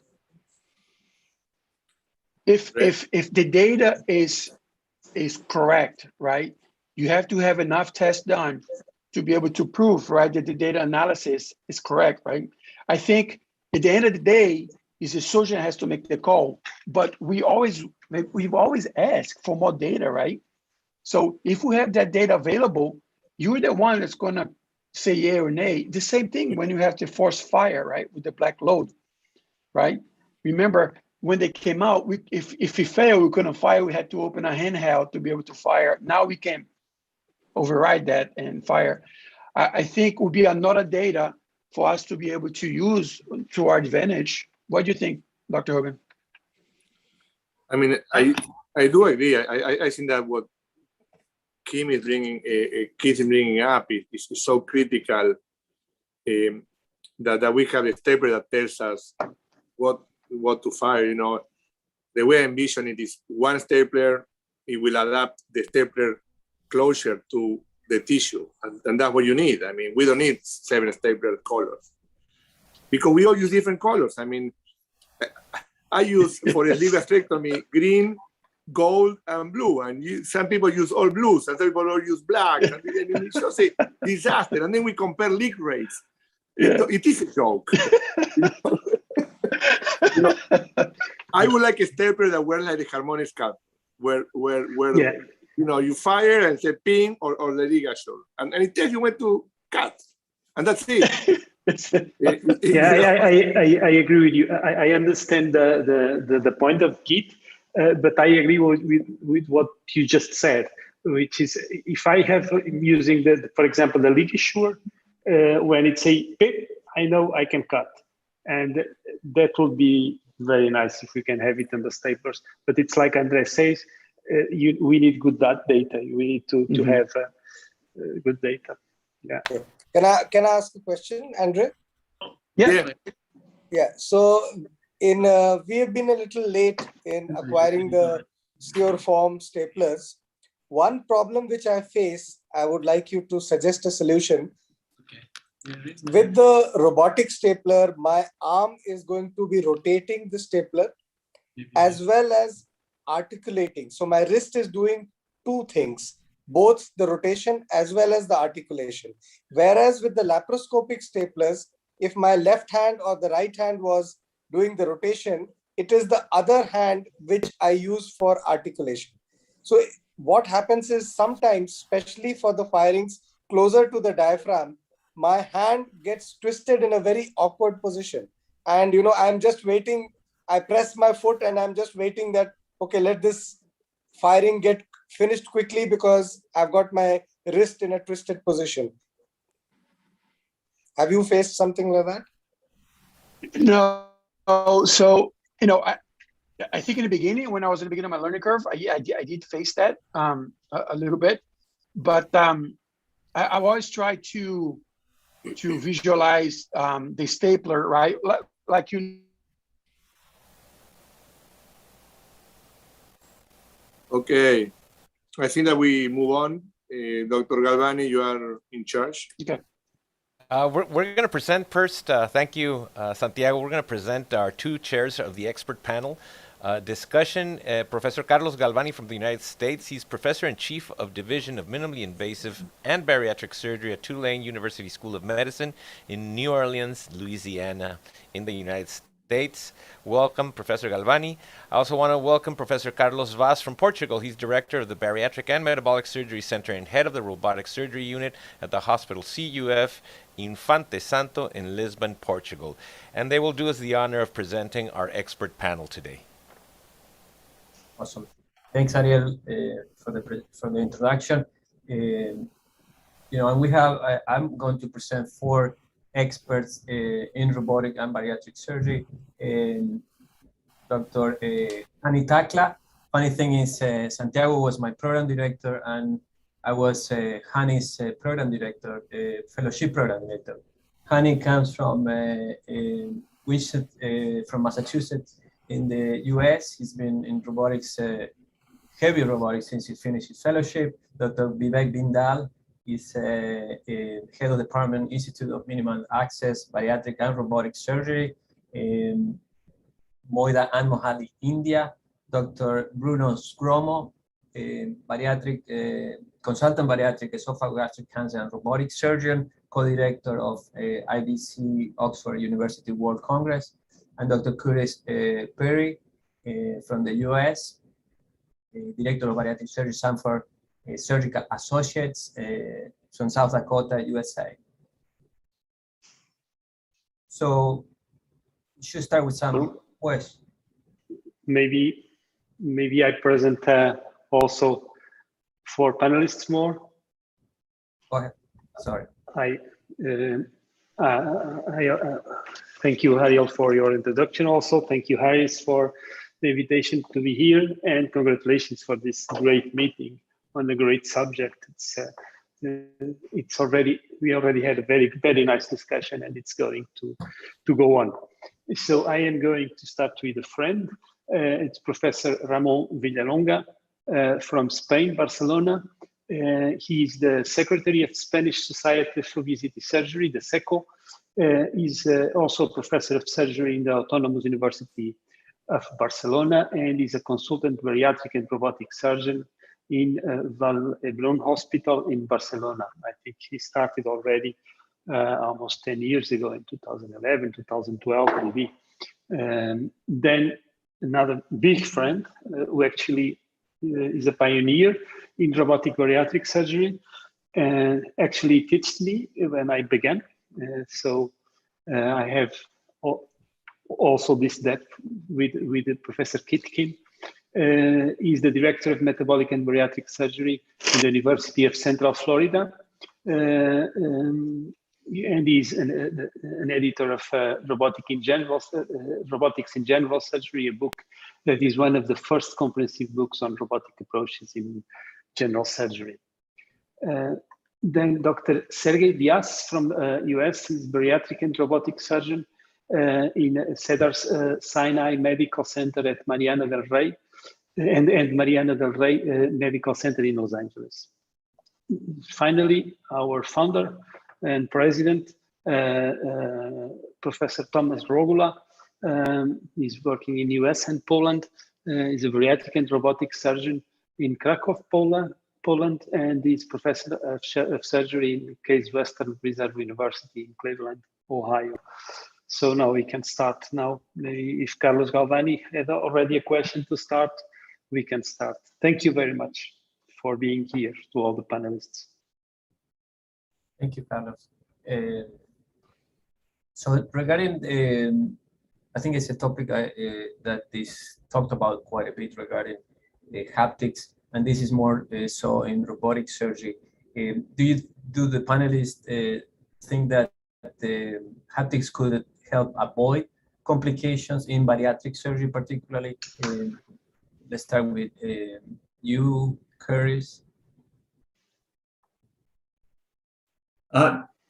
Personally, with the experience I've had, starting back in 2004, I don't really miss the haptics at all.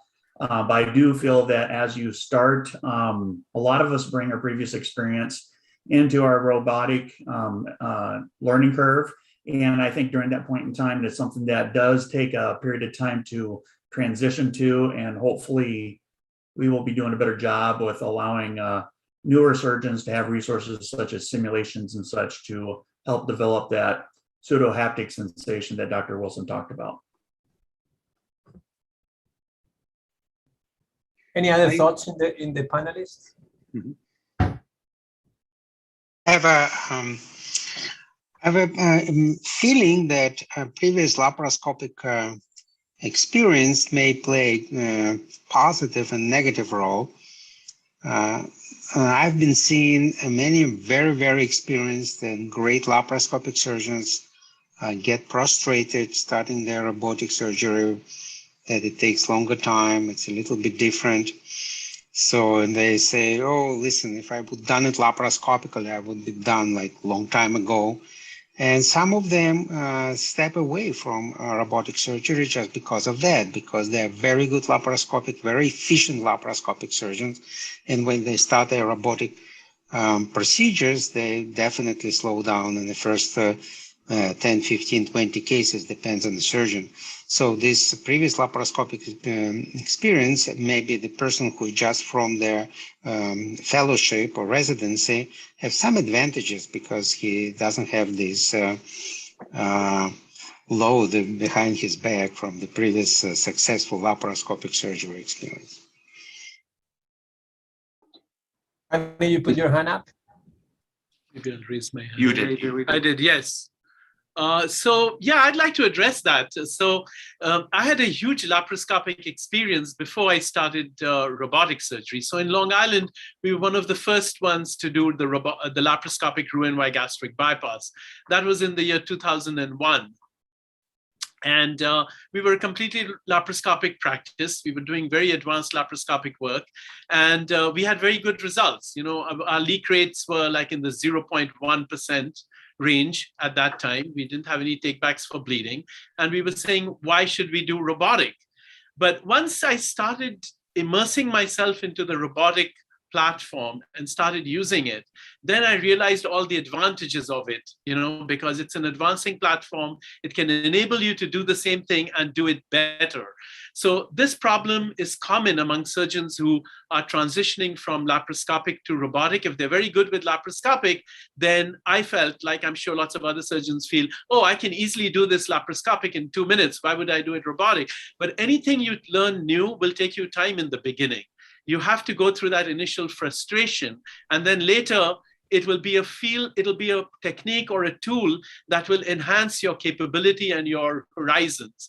You'll be able to do things that you could not do laparoscopically, and you'll be able to do them. But in the beginning, if you're comparing it with laparoscopic, for the same thing, then you'll find that because it takes more effort and time in the beginning, you'll feel frustrated. So I think that for those surgeons who are very good with laparoscopic techniques, they need to be more patient with really mastering the robotic tool, and then they'll find that it'll make them even better. Carlos? If I may contribute on the my kind of early experience of robotic, is that a surgeon who embraces robotic surgery needs to train his or her eyes to see different things, different lines of tension on the tissue. It will certainly cause some serosal tears, especially when he's trying to pull the stomach down, the fundus down to expose the angle of his. In my experience, that has been, in a way, the hard way of learning. And I would like to contribute saying that using the assistant is a completely different thing compared to laparoscopic surgery. I found it a bit frustrating having an assistant because the steadiness of the robotic instruments is absolutely incomparable with the assistant. And so that was the source of my frustration. But I think that by training our eyes to see different things, robotic really gives an edge on any other type of surgery.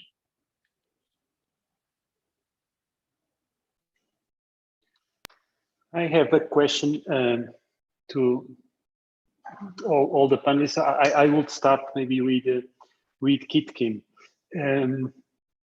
about haptic feedback. I'm a little bit afraid when it will come. I think it will come somewhere. But I am now so comfortable with this view feedback that I have. It's a kind of. It's like I feel it, like Erik said, that I'm a little bit afraid that when it comes, that it's not very well done. Because I think that when we will have that haptic feedback artificial, it must be very, very well done, and it's not easy. And if it is not very well done, I have the feeling that it's better to have just our eyes. How do you feel this, Kit? Thank you, Carlos. I completely agree. I mean, so there are a couple of issues. One is that I think most experienced robotic surgeons feel like haptic feedback is not needed to perform safe surgery. The second is I think people are missing out on the fact that in order to have haptic feedback, it comes at a huge cost. And having some insights into development of robotic arms and stuff, it makes the arms much, much heavier, and it adds significant costs to the robotic, the robot itself. And so there's a reason why the Da Vinci system doesn't have haptic feedback. It's just that the benefit doesn't really justify the cost. And then the last thing is that, it's not, haptic feedback is not like the person actually touching it. It basically is creating a substitute so that your mind thinks it, and it's never going to be realistic. Yeah. So I completely agree with you that the lacking of the true realism. Yes. It will be. It's better not have it. Yeah. It'll get in the way more. I feel. Doctor. Very good. So changing the gears a little bit, how many of you use an assistant port, and then what do you think the level of experience of the assistant at the bedside should be in order to hopefully prevent complications or help out with complications at the time? And let's start with somebody like Hani Takla, please. Yeah, I stopped using assistant ports actually since we switched from an SI to an XI. I felt that my assistants are very, very competent, but they change a lot. So sometimes I'll have somebody that I know, sometimes I'll have somebody that I don't know. So I sort of shifted towards that, and that didn't, slow me down. It didn't, affect the flow of the case very much. And I think, like you said, it has to be someone that's always there that does the cases the same exact way. And since I don't have that available to me at my hospital, so I basically stopped using assistant ports. I do every once in a while if I'm doing a bigger case like a distal pancreatectomy or something, but for most of like my bariatric cases, I don't use an assist port anymore. And I didn't think that affected my flow of the cases at all. Dr. Bindal? Yeah, hi. I think having a fixed assistant is one of the things which we would always want in our theater, and we are lucky that we have been having a fixed team, and we rotate in between the console and the patient side. So the assistant does some console work, and the console surgeon moves to the patient side and does some bedside work. So what that gives is a situation awareness to both. As to once you're on the console, you're able to imagine in your mind how the robotic arms are moving inside and outside the patient. And that actually gives a perspective about the clash which the arms can have, and the kind of relation between the target anatomy, the robotic arms, and the patient card. Once you go on the console, then you realize how the problems of the console surgeon is, because as an assistant, many times if you are not sitting on the console, you do not realize why the console surgeon is not able to do that part which you think he should be able to do. So I think so to have that kind of an interchange, if there is a team of surgeons who are doing it interchangeably, it provides a lot of advantage and a lot of perspective to the entire procedure. Any other thoughts? Yes, so I'd like to just add in here. So I think that in some situations, rarely there is an advantage in my experience with using assistant ports. But in general, when you have a laparoscopic assisting port, it actually makes you worse with the robotic procedure. So if you really want to get good at this, you have to learn to use the fourth arm more effectively without having to rely on any other assistant ports. And that will really make the procedure smoother and make you much better at it. So I would say currently, I would say less than 1% of the time I use an assistant port. And only then, even when I've used it, like for an adrenal, for example, I've had it available in case I have to put a lap pad in quickly by the bedside, through a large port, like a 15 or a 12. Just had it available. So that would be a possibility. But in bariatrics, I almost never use it. And in my hernias, I've not needed to use it. I know large hernias with a big sac where you need a lot of traction, I use the forced bipolar because the force of the regular instruments is not enough to pull on the traction. But sometimes I think in a very large hernia with a big sac, it helps to have an assistant port. That's one place where I found it useful. Otherwise, not in my experience. Anyone that disagrees that we should use more assistants, more experienced assistants? I personally feel that having an assistant really kind of depends on your personal experience and your resources. But I would encourage at the very beginning to place an assistant port as you're going through the learning curve to keep what I tell surgeons that I train, it's an assisted bypass. You have a second set of eyes there to really supervise what you're doing. Because as you're learning this instrument, and sometimes even as in complex situations as a experienced user, you can really get tunnel vision. So it is nice to have that capability. But there's also times that I appreciate that there's surgeons that have a very limited supply of a reliable assistant. And I see these surgeons do it without an assistant port and do quite well. For myself, I started doing this before we had a reliable stapler. I got used to a system in which they were helping me manage the sutures and the needles and such. So I've maintained that. And there's just an occasional time where it does come in handy. And in addition, in Portugal, for example, the price of the staplers, unfortunately, the price of robotic staplers, it's still more expensive than a good assistant. So I also use an assistant. I have another question for the panel. Is anyone using other platforms than the Da Vinci? Maybe Tom Rogula? Yes, Hi, everyone. Absolutely fantastic webinar tonight. So I'm probably one of the few who was using all of the platforms. So I've been trained mostly by Kenneth Kim, who is here with us. Thank you so much, Ken, for inspiration. So I've been using all DaVinci platforms, starting from S, SI, then I switched to X and XI. So I went through all 4 generations. Now, when I moved to Poland 2 years ago, we started using Zenhance. This is the one with the force feedback. And very recently, I joined CMR. So all available platforms are kind of tested in my hands. So what I can tell you is the concept of open platform. So some sort of hybriding between full robotics and I would say hybrid between laparoscopy. It's not a bad idea at all. So this is what CMR is introducing, that you can operate laparoscopically, and at the same time you can introduce a robot to do some critical portions of the procedure, like for example intracorporeal stitching in challenging places.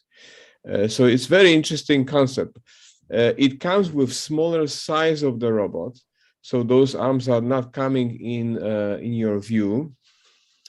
And maybe this is one of the directions the robotic surgery will grow in the future, because the conclusion from many of the talks today was, it's good, but there are some issues with space and vision and views and all that. So maybe bridging together laparoscopy and robotics is a good solution.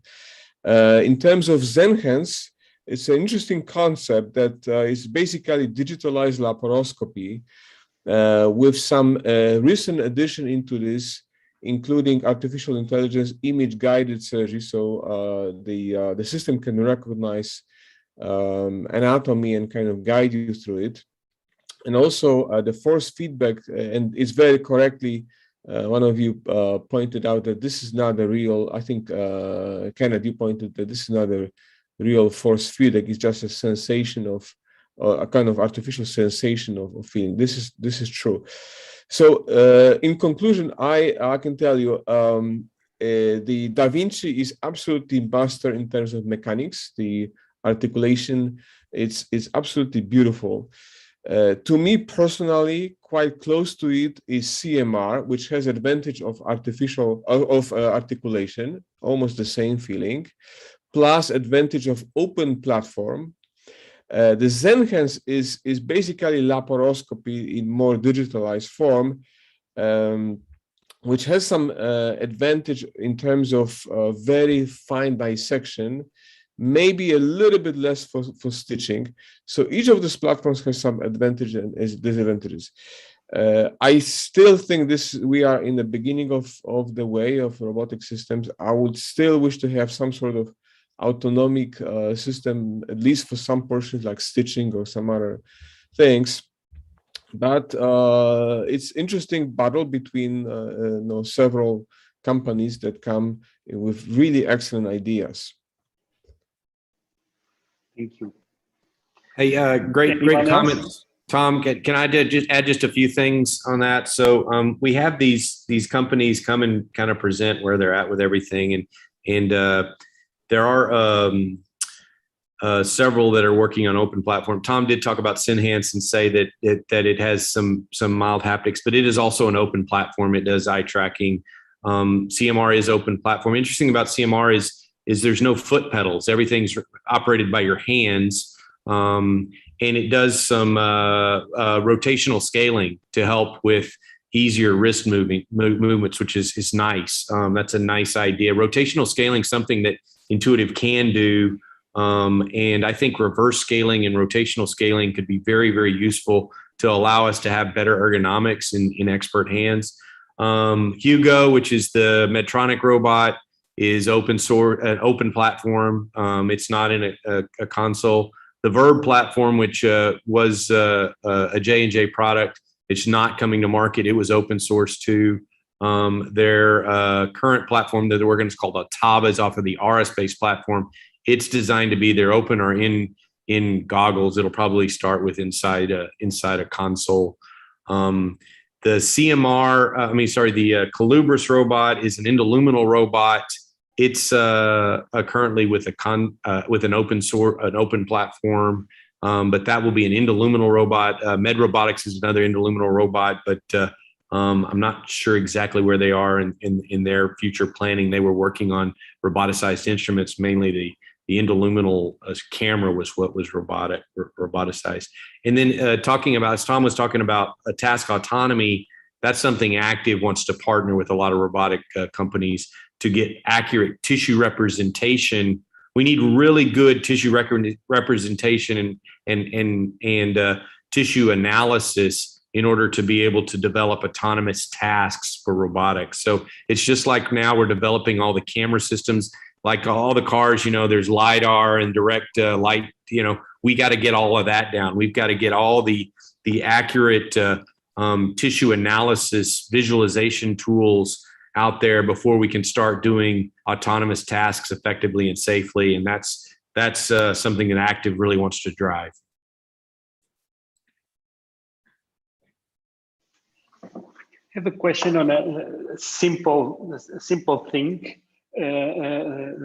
but at least for me, very often very annoying.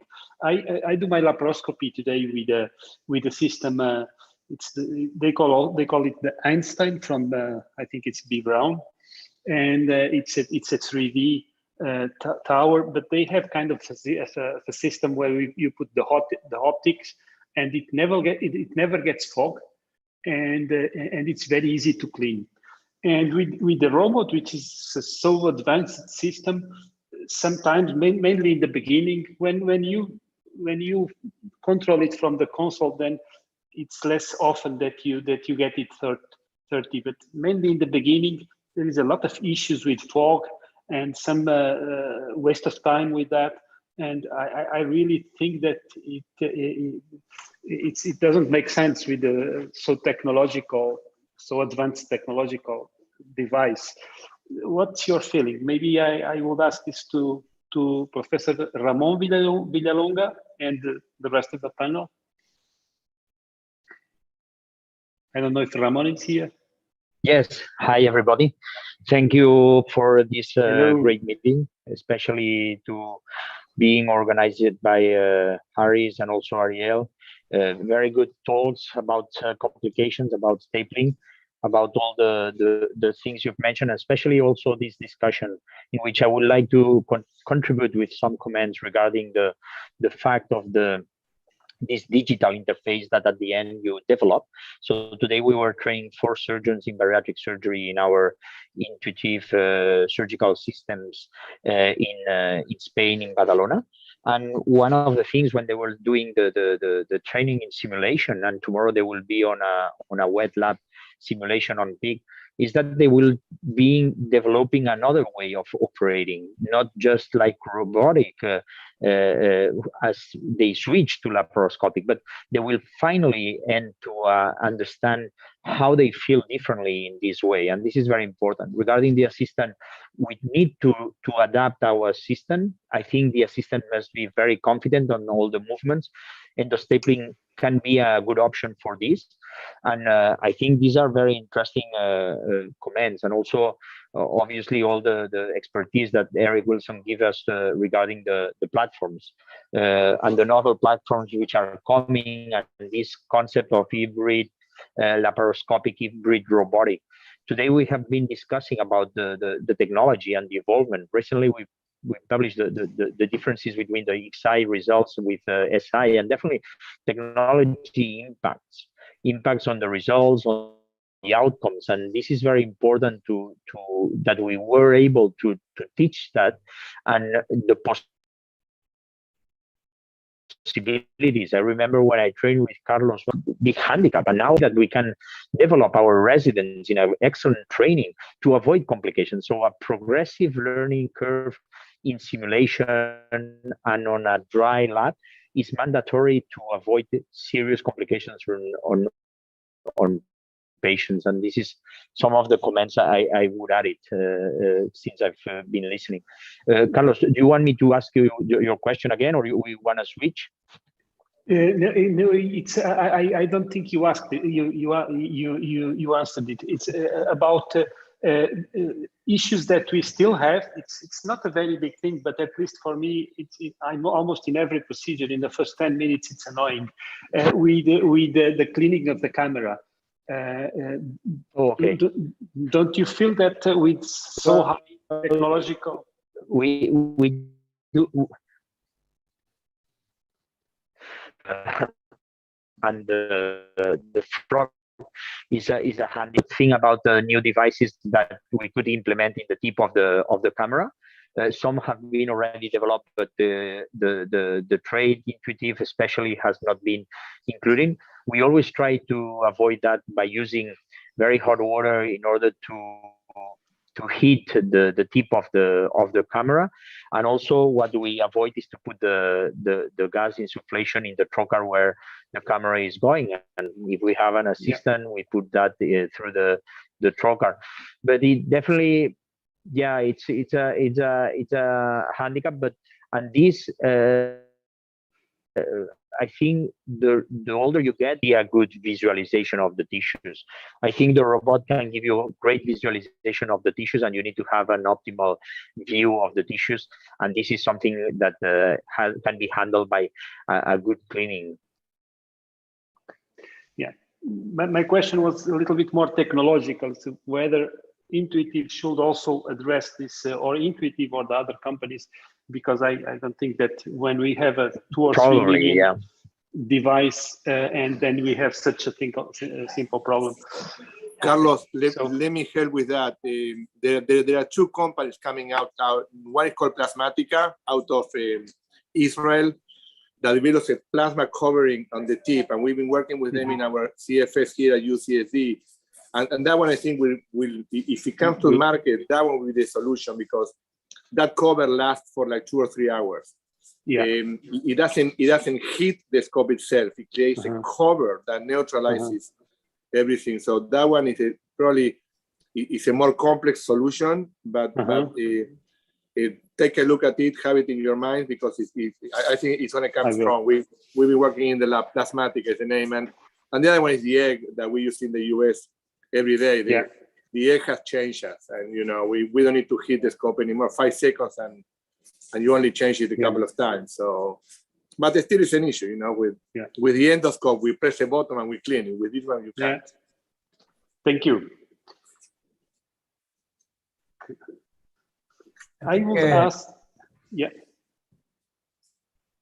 Now, I wanted to ask Dr. Villalonga, I think you got a good point in terms of training the next generation of robotic surgeons, and they're going to be a lot more newer platforms in the next 5 to 10 years. So what do you think? Is it simulation the way it's going to go for this, and we're not going to have to do live tissues any longer? Or what do you guys think that the next generation of surgeons are going to be trained, like residents or fellows? I think we'll need to combine the simulation with the dry lab.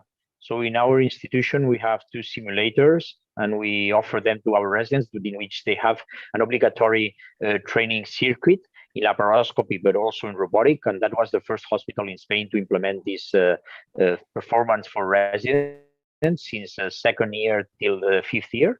And because I am convinced that these surgeons will need to know and have qualities on robotic technology in the future. I don't see some procedures without being done in robotics. Maybe the bariatric won't be the first to be demonstrated, but definitely some type of cancer, some complex esophageal surgeries will be definitely overcoming with the robotic technology. So we need to train them. I think we need to combine both. But what I am sure is that we cannot go for human cases without having done a preliminary good training with good scores and showing that we can do very, very good results in needle holding, spikes, picking, for example, as exercises, no? Just to comment, you will know that it was easier to implement a curricula to implement the laparoscopic skills, the fundamentals in laparoscopic surgery. And at that time, I remember discussing that with Dr. Satava, that they had a lot of difficulties when reproducing fundamentals in robotic surgery. Although it was launched, the simplicity that the robotic was implying, that the type of exercises to measure had to be in a higher level because the robotic simplified a lot the exercises. However, you need to be trained and you need to be confident on the console. And the newer platforms will make different types of surgeons and trainings. So we will need to be very clever in not to make technology be used in a wrong way with complications to the patients. Carlos, if I can comment, that was an excellent question. Can I comment for 1 second something? Yeah. I think that we have the training pretty well for the initial training. You know, we have the Center for Intuitive Surgery here in San Diego. We're a training center for intuitive. But the issue is what the American College of Surgeons is asking: what happened with the training when they go back to their hospitals and start working? And I think that gap is what we are missing. And now there are 2 or 3 companies. One we're working very closely called Proximi out of London, which is your personal coach, where we can coach those surgeons from your own place in the OR. So right now, my resident is going to start the gallbladder, and I will be coaching her from my phone here in the clinic, in the conference room. And I can guide her. You have a nice picture on this phone. Yeah, so you can really coach back. And I think that's going to be the next generation of coaching. How do we see that surgeon or him or she are really adapting the technology and can get better? Because the reality is that, you know, you are 3 or 4 years out and you don't know if you're really good or not. And that to me is the active monitoring and mentoring that's going to happen now with these technologies that Carlos from Portugal or Ramon from Spain can go back to the surgeon in Europe and say, okay, let me see, no, go here from your own office without needing to fly in and out, and seeing how that surgeon performs in their own environment with their nurses, scrub techs. Because Correct. when you come out of your environment, you're not comfortable, right? Yeah, that's true. Yeah, fully agree. But that's that's good news. So I have a last question that I would like to ask to Kit King, which is, this is a session on complications and on malfunction of the device, and he has a lot of experience. I would like just to ask Kit if he had and what kind of malfunctions he could share with us if he someone had that experience. Kit, is that So I had in my experience where 2 of the arms locked out and became non-functional. And so, you know, if one arm becomes non-functional, you can undock and do a three-arm procedure. It's not a big deal. You can, but using the SI, I had 2 of the arms become non-functional, and so I had to undock, and it was during a bypass and do it completely laparoscopically, and it raises an interesting question of, you know, when laparoscopy was starting, people always said, well, what happens when you have to open and you don't know how to do open surgery? And it didn't seem to be that relevant a question, but I mean, I throw it back out to you guys. You guys think it's going to be problematic if we have the next generation of surgeons just trained purely on robotically and dependent on this enhanced dexterity? Will it be a problem if they don't develop the laparoscopic skills? That's a good question. I think it's a great question, a great point.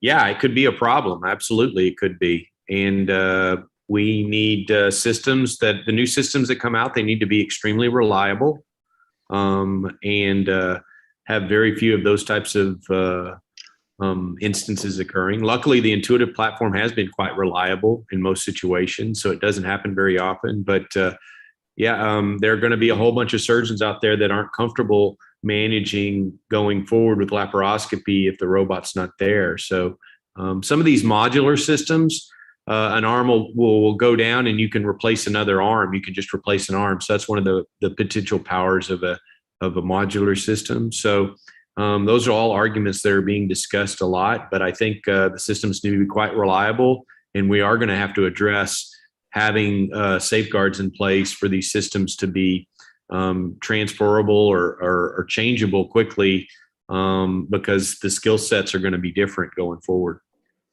And although it's a very good question from you, Kit, if we remember the same kind of concern we had when laparoscopy started, and you would ask, what about if a laparoscopic surgeon has to convert and is not used to open? And somehow with time, we have been over that, but that's a good question, yeah. So I think we had an excellent discussion, and I want to thank all the panelists. And I'm not sure if you are listening to me. We are. Okay. We hear you, Carlos. So Yes, I want Carlos. to thank everybody. It was a very, very good session. Congratulations to Haris, and congratulations to all the panel. Thank you to everybody. It was a big honor to be here. I don't know if Carlos wants also to close, and then we will ask Santiago Organ to finish our session. No, I just wanted to say thank you, and it was great. I think I learned a lot, and I hope everybody did something like that, and I hope to see you next time. Thank you, Carlos. Yeah. Both Carlos. Thank you very much. It was fantastic to be here as an observer outside, and I know I'm getting older when I look at everybody and I'm asked to chair, not to give a lecture. That's very good. You know, last month was the 21st anniversary of our first gastric bypass with a robot. So I know I'm old when I've been doing robotic surgery for 20 years, so that's really bad. But anyway, this is a great seminar. Harry and Ariel, amazing job. All of you speakers were fantastic moderators. We have to shut it down, but we can be talking for the next 3 hours. There were 6,000 participants watching us today, so that has been very successful. And congratulations to all of you.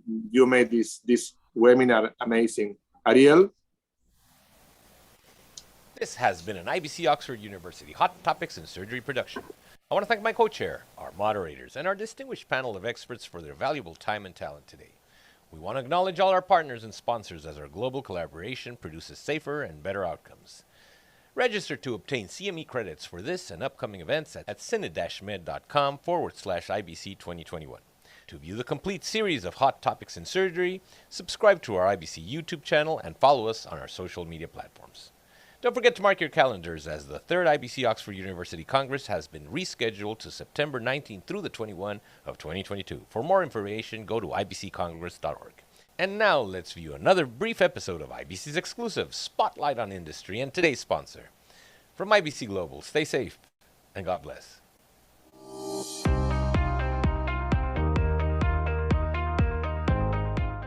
This is another episode of Spotlight on Industry, and today's guest is CMR Surgical and the Versius robot.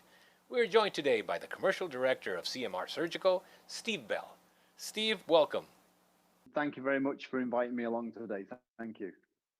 Can you give us a bit of background on the Versius robot and how it all started? I think what's important about Versius is it wasn't a technology looking for something to do. It actually started with a very deep question. And the question that the founders of the company had was, after so many years of robotic surgery, why is the penetration of robotic surgery still so low? So when you start with that question, you actually end up with a lot of answers that you get from different people. And yes, cost is one of the things that comes in there. But also, there was a lot of things about current robots are too big, too bulky, they're not very mobile. You want to do multi-quadrant. There's a whole set of reasons why.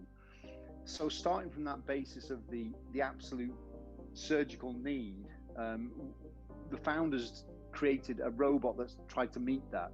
I think that's why people, when they meet Versius and they interact with it, they say, okay, this is really different to any other robot.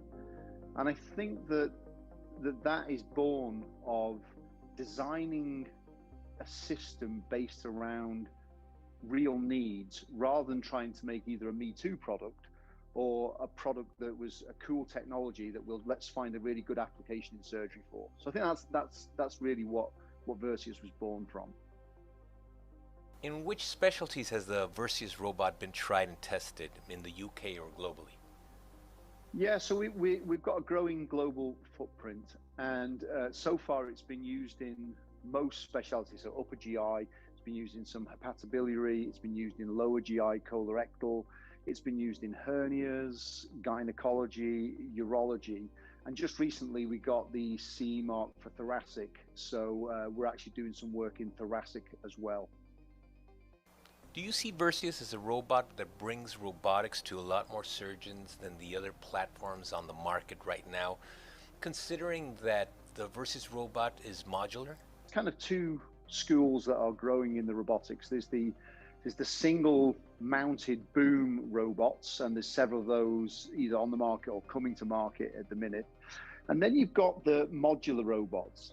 And one of the keys to the modular robots is, yes, portability, because you end up breaking the mass of the robot into smaller pieces. So it makes it a little bit easier to move around the hospital. And in the case of Versius, we've got the mass to a point where you can put it into a standard elevator and go between floors as well. So that's been an important piece of it. I think, though, the modularity has another main function, which is what we're trying to mimic is basically taking surgeons and creating surgeons around the table. So if you make your modular system small enough, then what you can do is you can make it, and ours is 38 by 38 centimeters. So it's quite small. It's about the size of somebody's hips, really, just a bit wider than that. And what that means is that you can position it around the bed where you would position surgeons. And the key to that then is that the arms can then reach where a surgeon arm would reach. And that then translates into the fact that you can put your ports where you would put them as if you were doing a laparoscopic case. And why that opens up to a lot more people is that you can basically take all of your laparoscopic knowledge that exists today, and you can just transport that knowledge and use a robot as a tool to perform your laparoscopic surgery, rather than having to now go away and learn about a robotic technique and set your ports for a robotic technique. And a lot of that comes from the modularity. That's what enables that. Having tried your robot in Cambridge, one of the things that I find quite refreshing was the ergonomics, the fact that the surgeon is sitting looking at the monitor. What is the general feedback from surgeons that have used Versius in surgery? Yeah, that's been a very important piece of our design. We actually published a paper on this recently about how we designed the system, and ergonomics is a major piece of that. And what we've found is that with the ergonomics, obviously allowing you to sit or stand at our robot, you can stand if you wish and you prefer, but being able to sit at the robot puts you into a much more comfortable position, especially if you're going to be in something like a 5 or 6 hour procedure. But the key difference is that when you have an open console, which means you have a screen that you look at rather than looking to like a binocular, is that you're able to sit up and upright. And what's important about that is the mass of the head. So the mass of the head sits over the neck, not forwards of the neck. So that's really important for us. So what you gain is two pieces of ergonomics. One is you're away from the table and not in strange angles and poses for a long time. You're sat in a neutral position with your shoulders back, neutral with your arms on an armrest, and it's a very good ergonomic position. And also, instead of having your head tilted forwards, your head is upright and the weight is on your neck. So the feedback so far has been, it's a big leap forward from laparoscopic, because obviously you're not stood at the table in awkward positions. But what we've also found is that users have said to us, we like it compared to other consoles because you're sat in this upright position where your head is balanced over your neck. And we just feel like not only do we not get the shoulder strain from laparoscopy, but we end up without getting the neck strain that is associated with some other positions on robotics. How stable is the robotic platform when you are doing bariatric surgery where your patient is, let's say, higher BMI, 50, 60, even 70? How does it handle the torque in this scenario? Absolutely. But it's a complex answer. So let me just sort of warn you that it's a complex answer.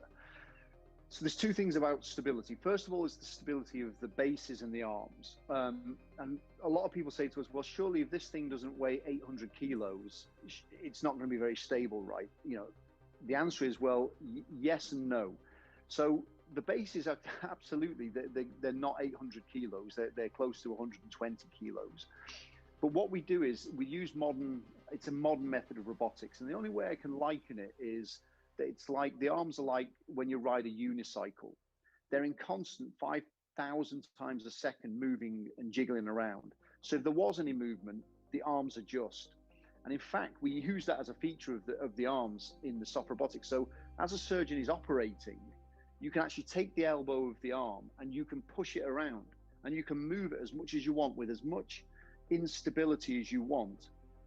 And the surgeon will not even notice who's operating. Their instruments will just be moving as if the arm was never being touched. So we built into this that if you end up with a lighter robotic, you have to put in very complex software and hardware to make sure that it's completely in movement all the time and your instrument though doesn't move. So the end of the tip stays still through really complex software and the way that we do our robotics. So that's one piece of it. The second piece is that when you've got the really, really big patients, there's two ways that you can make a pivot point. So what you can do is you can use something called a remote center, which is where you use a mechanical arm to lock where the pivot point's going to be and you'll pivot the arm around that. We don't do any of that. Instead, what we do is we use software to create a virtual pivot point. Basically, you put the port in, you put the instrument through the port, and then I suppose the best word I can say is we stir the arm. And what we do is we map out a cone and the software works out where the ultimate pivot point should be for that patient. So it doesn't matter how thick your abdominal wall is, it'll find the right place within the abdominal wall to place the pivot point. And then that will stay there through software. What's really important about those virtual pivot points is that patients can move, insufflation can change, you can end up in really strong angles. Our sensors right through the arm are monitoring the pressure on the instrument all the time. So what it will do is it will warn you, alert you, and alarm you.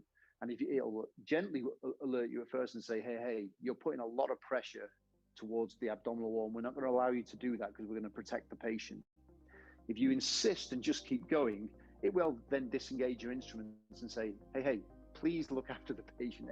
It's sort of, we try and do it in a nice way, but it's really a complex use of software, sensors, torque sensors to make that virtual pivot point and then make sure that you don't go off it. So it's good for any type of abdominal wall. If any surgeons are interested, where can they contact you or the company? I think the starting point and the easiest way is to go to cmrsurgical.com. That's the easiest way. You can go in there and there is a request for information form within there. You can see some videos, you can download some bits and pieces. You can see a lot of our ongoing clinical work that's in there, which is very important to us. So there's a lot of resources within the site that you can download and see. If you're in an area where there's no regulatory approval yet, we can't be selling to places that have got no regulatory approval.